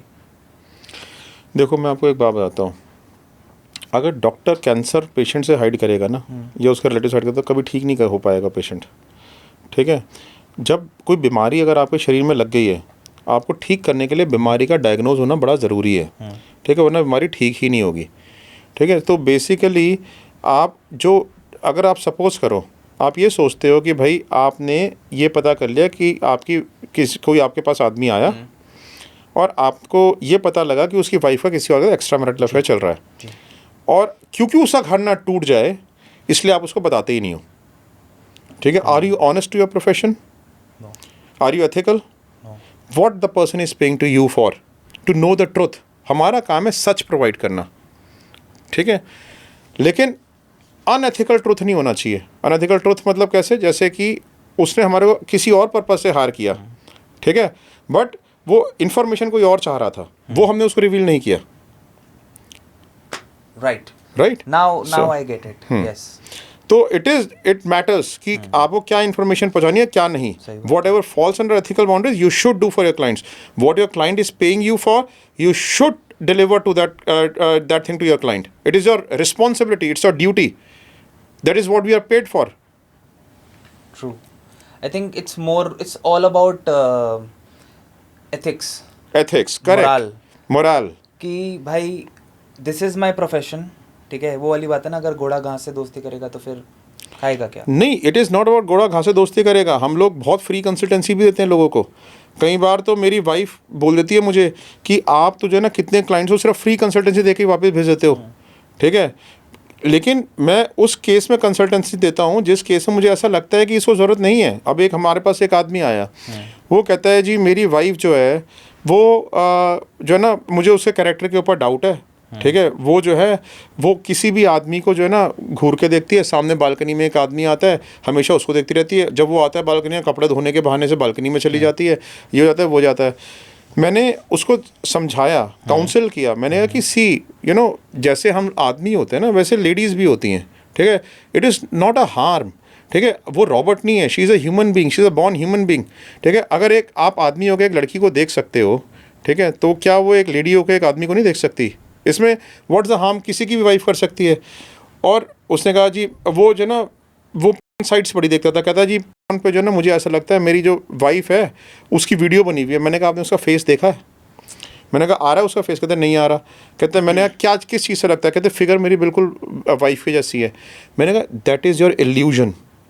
ठीक है, मैंने कहा कि आप ज़्यादा देखते हो ना तो आपको ऐसा लगता है कि सब कुछ जो फोन में दिखाई देता है वही आपके घर में भी हो रहा है. मैंने कहा ऐसा कुछ नहीं होता है. ठीक है, तो basically have to counsel people. लेकिन जब ये तो खैर मैंने छोटी सी बात बताई आपको, जब मैंने उसको 45 मिनट्स के साथ काउंसलिंग करी, ठीक है, ही टोल्ड मी कि सर उसका ना आंखें खुल गई एकदम से. कहता सर आज आपने मेरी आंखें खोल दी, आई रियली अप्रिशिएट. मैंने कहता है कि सर व्हाट शुड आई पे यू? मैंने कहा आई डोंट वांट एनीथिंग. ठीक है, we don't charge for it. ठीक है, सो कहते नहीं सर मुझे आपको पे करना ही है. आज जो आपसे मुझे हेल्प मिली है, आप मेरे लिए इन्वेस्टिगेशन करते, मेरी वाइफ को फॉलो करते, उसके 10 चीज़ें मुझे डराते, मुझे बताते कि तेरी वाइफ ऐसी है, नहीं हम ये इन्वेस्टिगेशन कर देंगे, वो कर देंगे. ठीक है, उसमें मेरा कितना पैसा लाखों रुपए खर्च होते. ठीक है, और आपने ठीक है मेरी आंखें यहीं पर बैठे बैठे खोल दी. आई वॉन्ट टू पे यू समथिंग. मैंने उसको मना कर दिया स्ट्रिक्टली. फिर वो रिसेप्शनिस्ट को 10,000 रुपये दे के चला गया. आई थिंक सर कभी कभी ना बात करने से ही बहुत सारी चीज़ों का सोल्यूशन हो जाता है. यस. कभी कभी एक इंसान को सिर्फ कुछ चीज़ें समझाने से ही उसकी सोल्यूशन हो जाता है. यस, मानसिक धारणा है ना, एक थॉट प्रोसेस बिल्ड हो गया. मैंने एक थॉट प्रोसेस बिल्ड कर लिया. इस किताब में मैंने फियर पढ़ा और मेरे को फियर होना स्टार्ट हो गया. करेक्ट. मेरे को लग रहा है कि यार ये तो हो रहा है and I will keep on thinking about it. For example मैं जैसे अभी कुछ टाइम पहले there was this situation that happened and until and unless I went to the police station, जब तक मैं पहुंचा नहीं वहां पे, मैंने वहां जाके बात नहीं करी, तब तक मेरे को पूरी रात यही डर लगा रहा कि constant fear of the unknown. वो जो आप सर की बात बता रहे हो ना, जिनको अपनी वाइफ पे डाउट था, उसको फियर ऑफ द अननोन था. Yes, and I think more people have this fear. कोई एक्चुअल केस भी नहीं होता बट उनको उस अननोन चीज का डर होता है कि यार कहीं ये हो तो नहीं रहा, कहीं ये हो तो नहीं जाएगा. Yes, correct. सो ये जो सस्पिशन होता है ना दिमाग में, जो फियर ऑफ अननोन होता है, जो आप दुनिया की बुराइयां देख के सोचते हो सारी बुराई आपके घर में ही आ जाएगी वो सारी दुनिया की, that you need to tackle. और कहीं पर ऐसा नहीं है, हम भी ह्यूमन बींग्स ही तो हैं. हम डिटेक्टिव ज़रूर हैं बट हम ह्यूमन बींग्स हैं. हमारे साथ भी हो जाता है. हम दुनिया की इतनी बुराई देखते हैं. ठीक है, हमारे को भी कभी कभार गलत शक हो जाता है. ठीक है, लेकिन हमारे को पता है कि अपने शक को वेरीफाई कैसे करना. मैं कहता हूँ सर पैसा बहुत इंपॉर्टेंट होता है लाइफ में, बट उससे ऊपर मुझे लगता है ज़मीर होता है इंसान का. Very true, I agree to your point. सबसे इंपॉर्टेंट चीज़ जो है ना एथिक्स और ज़मीर होता है. Don't charge money. ठीक है, unless and until you feel that you can help that person. ठीक है, और आप उसकी लाइफ में कुछ वैल्यू एडिशन ला रहे हो. ठीक है, जिस दिन आपने इस बात के बेवकूफ़ बना के चार्ज करना शुरू कर देना, ना तो अपनी रेपुटेशन बिल्डअप कर पाओगे, ना ही किसी भी प्रोफेशन में किसी बिजनेस में राइज कर पाओगे. शॉर्ट टर्म राइज कर सकते हो, लॉन्ग टर्म राइज. ठीक है, making a name, a brand name for yourself, you will never be able to do. I think इज्जत ज़्यादा ज़रूरी है लाइफ में. यस. एंड मैं ये नहीं बोलूँगा कि पैसा ज़रूरी नहीं है. It is very important, very very important, but उसको इज्जत के साथ कमाओगे तो ज़्यादा अच्छा. बिल्कुल, definitely, I agree. Sir before we come to an end to today's episode, I really want to know हम लोग कितना एडवांस हैं आज की डेट में. अगर हम डिटेक्टिव पॉइंट ऑफ व्यू से बोले, detective world point of view से बोले, तो टेक्नोलॉजिकली कितना एडवांस्ड है. आज से 10 साल पहले क्या चल रहा था और आज लेवल कहाँ पहुँच चुका? देखो पता है क्या है, टेक्नोलॉजी तो हमेशा एडवांस होती ही रहती है। जिस तरीके बग्स आ गए हैं मार्केट में, जिस तरीके के माइक्रो बग्स आ गए हैं, कैमराज आ गए हैं, ठीक है, मोबाइल के बग्स आ गए हैं, technology is rising every day. Open source intelligence के टूल्स आ गए हैं जहाँ से आप इंटरनेट पे रिसर्च कर सकते हो किसी के बारे में, ठीक है। It is advancing every time, right. So जैसे जैसे वक्त बढ़ता जा रहा है, आप ये देखो साइबर क्राइम भी तो इतना ज़्यादा बढ़ गया है, ठीक है। साइबर क्राइम के मेथड्स भी तो अलग अलग हो गए हैं, सही बात है, ठीक है, सही बात है। ठीक है। जो आज का क्राइम है वही कितना डायनेमिक हो गया, ठीक है, कितनी टेक्निकल क्राइम शुरू हो गए हैं। वैसे ही अगर आपको अपने आप को अगर आप एडवांस नहीं करोगे, ठीक है, तो तब तक आप क्रिमिनल्स को पकड़ भी नहीं पाओगे। सही कह रहे हो सर, सही कह रहे हो और सर। जितने भी सीरियल्स आते हैं, ठीक है, क्राइम पेट्रोल हो गया था, सब हो गया था, सारे जो क्रिमिनल्स थे ना, सबको उससे नॉलेज मिल गई पुलिस पकड़ती कैसे है। तो सब ने प्रिकॉशंस रखने शुरू कर दिए कि भैया इस केस में इस तरीके से पुलिस ने पकड़ा था, इस केस में इस तरीके से पकड़ा था, इस केस में इस तरीके से पकड़ा था। सबसे पहले तो आज लोग घर से भागते हैं ना, तो अपना मोबाइल फ़ोन ऑफ कर देते हैं। आई थिंक टेक्नोलॉजिकल एडवांसमेंट की कोई लिमिट नहीं है। हाँ। जैसे जैसे टाइम बदलेगा वैसे वैसे चीज़ें बदलेंगी और चीज़ों के साथ हमें भी बदलना पड़ेगा। Yes, correct correct. So thank you so much, sir, for being here, sharing all the insights, and I think it was one of the loveliest conversations I had in the last many days. क्योंकि वो एक होता है ना कि you go completely serious into things, but this was a very fun-loving conversation that I had with you, and a lot of insight came in. मुझे ऐसा लगा कि मुझे भी कहीं ना कहीं अगर चौकन्ना होने की ज़रूरत है तो वो भी मेरे पास एक इन्फॉर्मेशन आई है, एंड आई एम 100% श्योर कि मेरी ऑडियंस जो है जब इस पॉडकास्ट को सुनेगी तो it will add a lot of value to their lives. Definitely it would, and everyone must hear, because क्या है कि लोग दुनिया के बारे में ना अवेयरनेस बहुत ज़रूरी है, ठीक है। जब आप अवेयर होते हैं ना तो आप कॉशियस रहते हो, आपको बेवकूफ़ आसानी से नहीं बना सकता। ट्रू। तो thank you so much sir for being here. Okay, thank you.